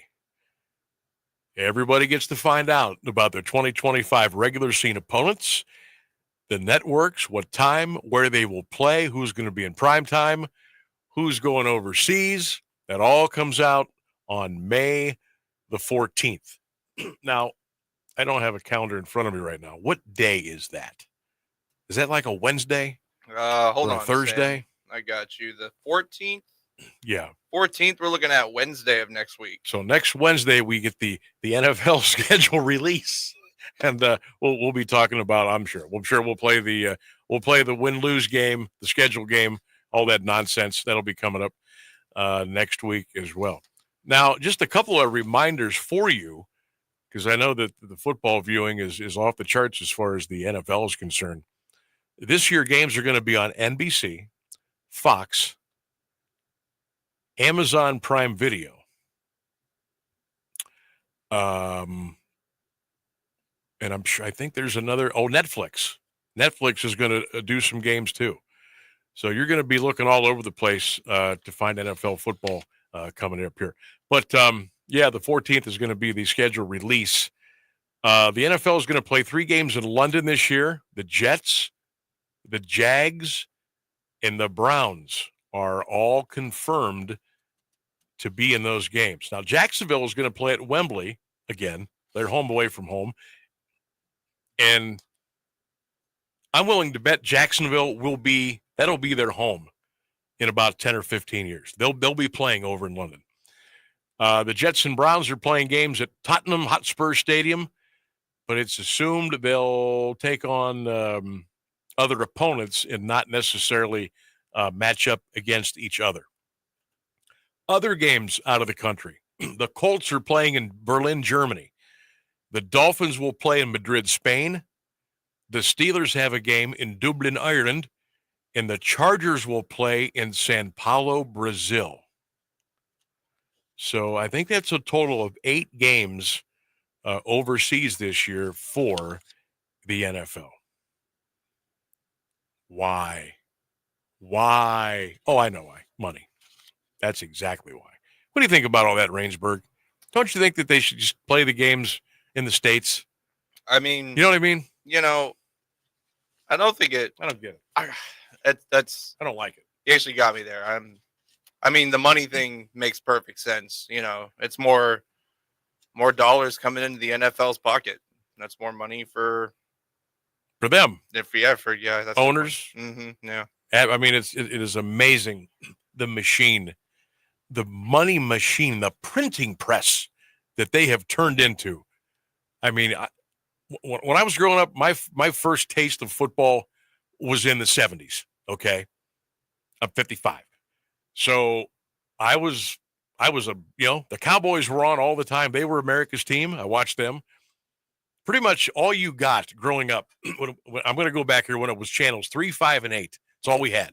And if you had the little antenna, the tenor rotor, sometimes you were able to pick up channel 7 out of Wheeling, channel 9 from Steubenville, channel 21 out of Youngstown, and channel 27 out of Youngstown. That was it. That's all. And you picked up channel 43 if you were lucky. Okay. So you only got certain teams. You got Dallas every Sunday. You got the Steelers a lot. You got, the Dolphins were on a lot. The Redskins were on a lot. The Jets and Giants weren't really very good then. The Rams were pretty decent then. The Dolphins were pretty decent then. But rest assured, on a Sunday, you were going to get the Cowboys at 4 o'clock on CBS and NBC. If the Browns were on the road, you would get them. If they were home and they didn't sell out because of the blackout rule, you usually got the Steelers, the Oilers, or the Bengals because they were all in the AFC Central. So a lot has changed since then. Now we've got Sunday Ticket. You can watch any game, anytime, any team. All you got to do is pay. All you got to do is pay for it. But it is certainly it is a lot different now. But more for the consumer and more cash, if you will, for the NFL. Now we were talking yesterday after the show. You don't have cable. You're a stream guy. No, I do not. I am too young for cable. I did. Oh my God, he just went there. We didn't have cable growing up because we weren't like super. We just didn't have cable growing up a lot of the time, so it was. No, I always kind of went without cable. Yeah, so we didn't have cable until '79. Yeah, I remember the bunny years. When the pre-cable. Yeah. And I remember the cable boxes came out in '79. Oh, and we had to go to. There was a store. A lot of you may remember this over in Belton Village. It was the Gold Circle, and they were running a promote something where you could go over there and get a box, a cable box. Go home. You had to just hook it into your TV by yourself. It was real easy. And boom, you had cable. And then the first bill would come and the second bill. And so it was ESPN, USA Network. I mean, oh my God. And my dad was so angry. My mom, my sister, and I went and we picked up a cable box that night. We brought it home, hooked it up. Didn't tell my dad. He was selling cars then. So it was a Monday or a Thursday night because remember the car guys then, maybe a lot now, on Monday and Thursday they work late. So he would work 9 to 9 Monday and Thursday. He came in, he says, "What the hell is this? What is this?" I said, "It's cable." I said, "We got ESPN, Pops. We're going to watch the Atlanta Braves on TBS. We're going to watch the Mets on WOR. We got it." Oh, he was so mad. But you know what? Within about a week, he's like, "Oh, it's a pretty good idea. I like watching all these games. This is fun." So that's how we rolled back there in 79 when the cable boxes came out. Again, things are a lot different now. Streaming. I mean, my gosh. We still have DirecTV. We do have a couple of the streaming apps. We have Peacock. We have Amazon Prime. We have a couple other ones, but I can't give up the Ghost. I can't do it. I'm gonna hold on as long as we can, because honestly, I think at the end of the day, I think in another couple of years, because the competition for the dollar, I think it's going to be just as cheap to go cable or satellite than it is if you're going to stream 15 or 16 different things. We're definitely approaching that. Honest to God, I think it's going to be a wash. Definitely. So why do it? Why just keep what you got? I don't know. I know one thing. I think my guy is warming up in the background. And there he is. When you start hearing Phil, you know it's about that time. I almost missed it. I know. I'm looking at you going, "Where's Phil? Where's Phil? Where's he at? Come on." I was talking. You got me distracted. Thanks to my producer extraordinaire, Ryan Rainsberg. I want to thank my guest today, Mike Fuline from the University of Mount Union, Steve Dorshuk from the Canton Repository. I want to thank all the callers, texters, watchers, emailers, comment makers on all of our social media platforms. And most of all, I do want to thank you for listening to the show today. That's going to wrap it up, everybody. Have a great weekend. Go Cavs, go Guards, go Browns, go Bucks. Good night.